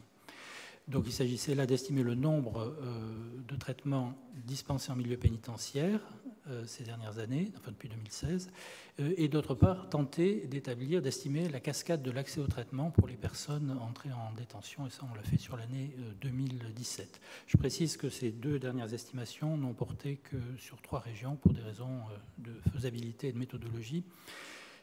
Précisément, la méthodologie, je ne vous la présente pas dans le détail, ce n'est pas forcément le plus intéressant. Vous avez des détails dans le poster numéro 11 ou dans le rapport, qui est évidemment public et accessible. Mais simplement pour faire 2 remarques. On a globalement un vrai problème de manque de données sur la population carcérale, avec l'absence de dispositifs organisés de remontée de données épidémiaux et de prise en charge dans les unités sanitaires. Et donc ça a impliqué de développer des méthodes d'estimation indirectes, tout en devant nécessairement assumer leur caractère imparfait. On a notamment utilisé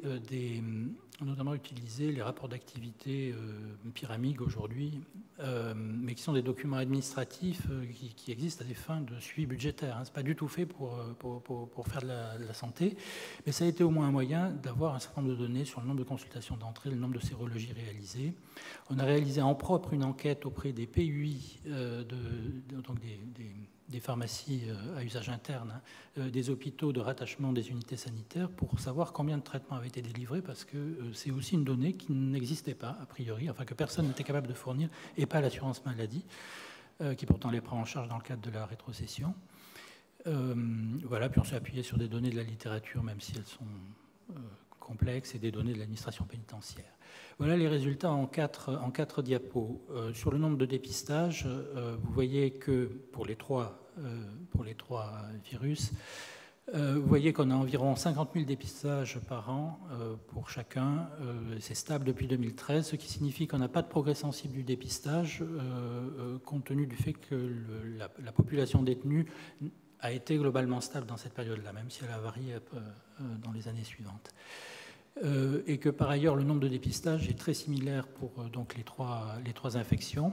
Ce qu'on est allé, c'est vrai globalement, mais on est allé vérifier beaucoup plus en détail au niveau un certain nombre d'exploitations sur les établissements eux-mêmes, sur les unités par unité sanitaire, pour bien vérifier l'hypothèse, enfin la conclusion que ça montre que globalement les 3 dépistages sont proposés, acceptés et réalisés conjointement, conformément d'ailleurs aux recommandations.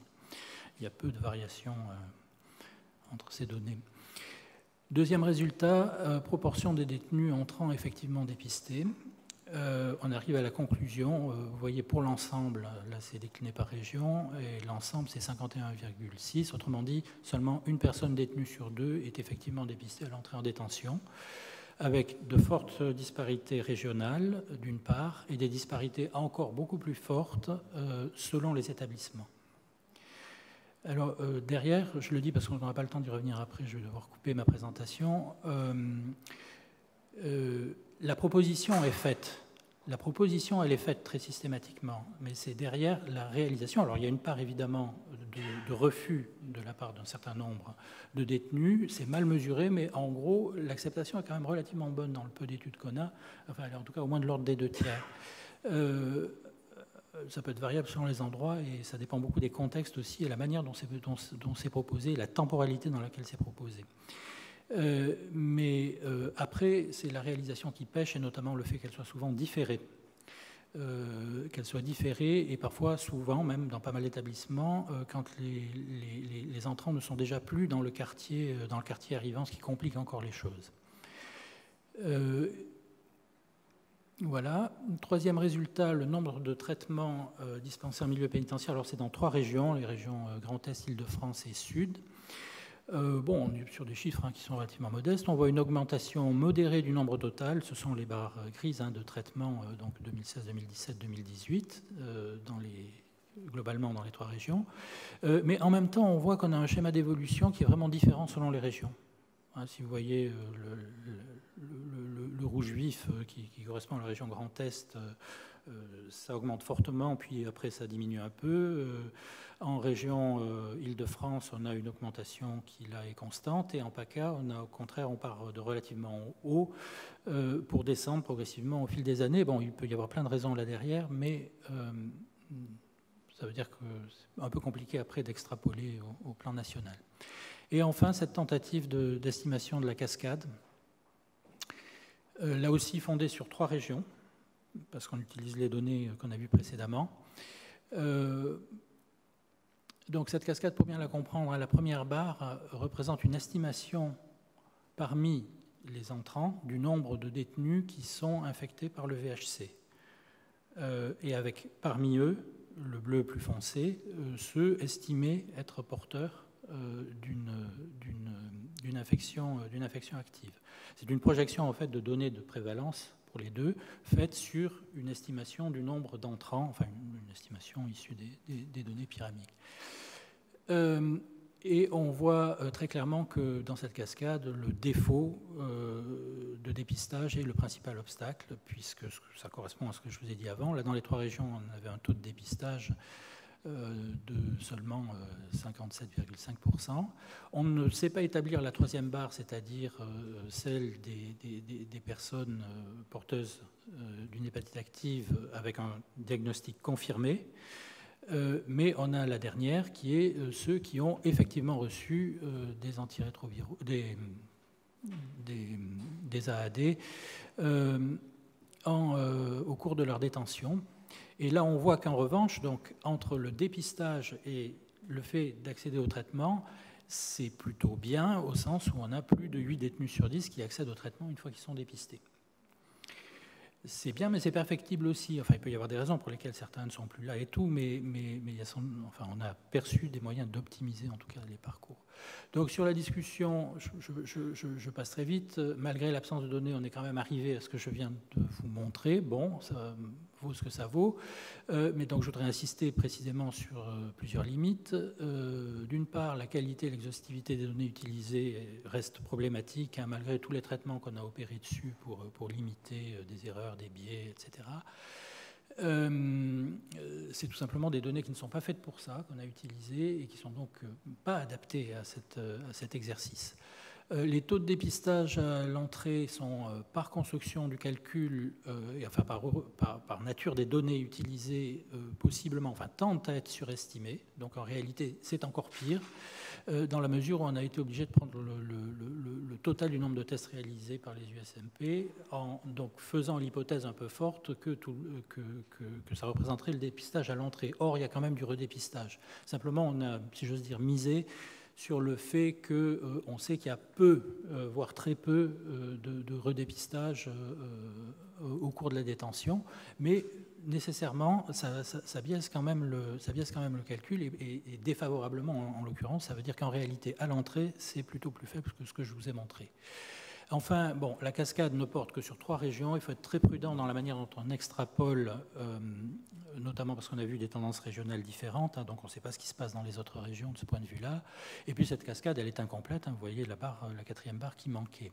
Ce sont des limites, mais néanmoins, il il n'y a aucun élément qui permettrait d'indiquer que le profil de la cascade pourrait être significativement différent à l'échelle nationale. Ce ne sera pas exactement les mêmes valeurs, mais le profil, lui, sera le même. D'abord parce que la proportion de détenus recevant finalement le traitement par AAD dépend essentiellement des performances du dépistage. Or, les taux qu'on a retrouvés dans les régions d'études, là, sont plus élevés quand même qu'au niveau national, hein, 57% versus 52%, ce qui veut dire que dans une cascade nationale hypothétique, on peut penser que le taux d'accès au traitement pourrait être globalement plutôt un peu plus faible encore que ce qu'on a vu dans l'enquête 3 régions. Donc les conclusions, la première, ça correspond à des recommandations qu'on a faites, parmi bien d'autres, il y en a 14, mais la nécessité d'organiser la collecte, le traitement, l'analyse en routine des données en provenance des unités sanitaires, parce qu'on a vraiment besoin, c'est nécessaire pour adapter la réponse sanitaire dans les établissements, tout simplement. Et par ailleurs, les faibles taux de dépistage, on a vu, c'est le principal obstacle, d'où la nécessité d'améliorer drastiquement le dépistage si on veut arriver à mettre en œuvre efficacement les stratégies test and treat et auprès de la population détenue qui, à la fois, y a droit et par ailleurs, c'est majeur pour arriver à l'objectif de santé publique d'élimination. Voilà. Est-ce qu'il reste un peu de temps ou pas du tout? Il y a 25 déjà. Il y a 25. Parce que moi, j'avais des éléments qualitatifs, alors pas mal de diapos que je pourrais passer très vite, mais sur les raisons pour lesquelles le dépistage est si difficile. Alors, je peux peut-être juste très rapidement vous citer trois raisons. Je passe là-dessus, ça c'était assez descriptif, mais sur les principaux freins, il y a d'une part une insuffisante prise de conscience par les équipes, sauf exception, et des exceptions brillantes, sans doute à côté de moi notamment, mais pas que, du changement de paradigme qui a été induit par l'arrivée des AAD et ses implications, c'est-à-dire beaucoup d'équipes n'ont pas perçu l'intérêt et la place du dépistage, la notion de stratégie test and treat, sur l'information, la promotion qui doit être totalement modifiée, avec notamment l'objectif de guérison auprès des détenus, et puis pas repenser l'organisation du dépistage et plus globalement des parcours. Et bon, ça interroge sur le rôle d'animation d'un certain nombre d'acteurs par rapport à ça. Le second, c'est l'absence d'usage des TROD, alors qu'il présenterait énormément de développement, mais énormément d'avantages, enfin d'un plus grand usage des TROD. Et puis, troisième frein, la question des partenariats susceptibles de contribuer au dépistage, au-delà des unités sanitaires qui sont, dont c'est le rôle d'assurer l'essentiel du dépistage, mais il y a un intérêt à ce que d'autres acteurs puissent et soient impliqués dans le dépistage, des partenaires internes ou externes, pour diversifier qualitativement l'offre de dépistage, ce qui doit pouvoir permettre de capter, de recapter, de rattraper des gens qui n'ont pas saisi ou pas souhaité saisir l'offre de dépistage de l'unité sanitaire. Alors ça peut être des associations, mais ça peut passer aussi par les services qui contribuent à la prise en charge de santé mentale, d'addictos, etc. Voilà, donc c'est très rapide, il y a des choses sur les partenariats. En conclusion, mais vous le savez déjà, il s'agit de prendre conscience et de tirer les conséquences à tous les niveaux du changement de paradigme, d'améliorer l'effectivité et la rapidité des dépistages, c'est-à-dire vraiment repenser les parcours et mettre en place des circuits courts qui permettent d'internaliser entièrement dans les unités sanitaires la prise en charge des patients qui relèvent d'un parcours simplifié. Pour réduire les délais, parce que le grand problème, là où on peut optimiser encore, c'est qu'il y a quand même énormément de détenus qui sont là pour des courtes peines. Et de ce point de vue-là, les délais restent trop longs. Nous, au CNS, on est arrivé à la conclusion, sur la base notamment de pratiques dans certaines unités sanitaires, que l'instauration du traitement dans les 2 semaines qui suivent un dépistage positif est un objectif réaliste, si on s'organise comme il faut. Ça suppose beaucoup de choses, mais certains y arrivent et ça devrait être possible. Voilà. Et puis, bien sûr, il y a tout le reste. C'est-à-dire que derrière, ça n'aurait pas de sens d'avoir cette stratégie si on n'améliore pas la prévention au sein des prisons. Et c'est tout le volet RDR et la nécessité de débloquer politiquement la question de la RDRD et aussi de la RDRS sexuelle en prison, qui est plus que jamais à l'ordre du jour et qui, plus que jamais, n'avance pas beaucoup pour l'instant. Mais bon, on ne va pas avoir le temps d'en débattre. Je suis désolée, mais c'est ce que je disais tout à l'heure. On est en train d'écrire une stratégie de réduction des risques et des dommages. Bon, c'est une institution qui est un peu lente, mais je pense que les choses sont en train d'avancer. Oui, qui est un peu lente et qui est par ailleurs au cœur des tiraillements, pour ne pas dire des contradictions entre différentes politiques publiques qui poursuivent des objectifs différents et parfois difficilement compatibles. Et ça, on le sent très bien, parce que des stratégies, il y en a déjà eu plusieurs décrites, quoi, et elles ont régulièrement échoué, donc on espère très vivement que celle-là va aboutir. Aussi. On te fait confiance, mais ça ne dépend pas là, de toi. Je ne suis pas seule, il y a un partenaire important qui s'appelle le ministère de la Santé. Oui, aussi. Parce que la santé, depuis 1994... Je suis vraiment désolée, je vais être obligée de vous abandonner. Merci à toi, Marie. Merci pour... Voilà.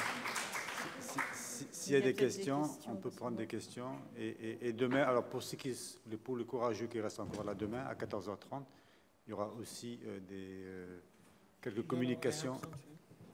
I need to answer the question, if I may. OK.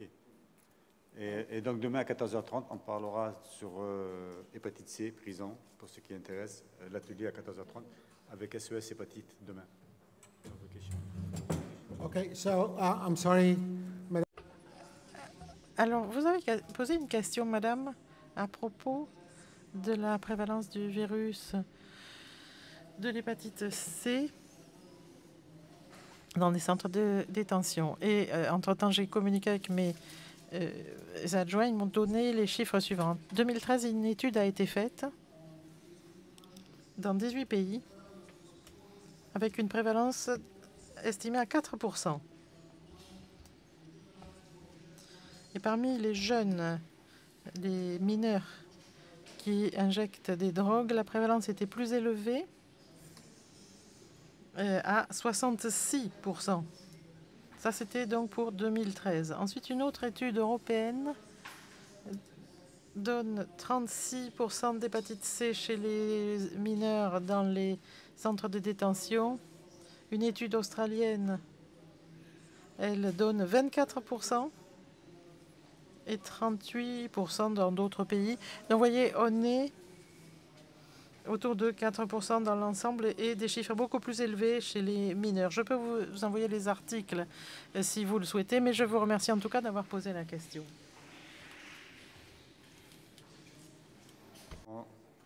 Bon, merci beaucoup, merci pour les orateurs et merci à vous d'être restés jusqu'à maintenant.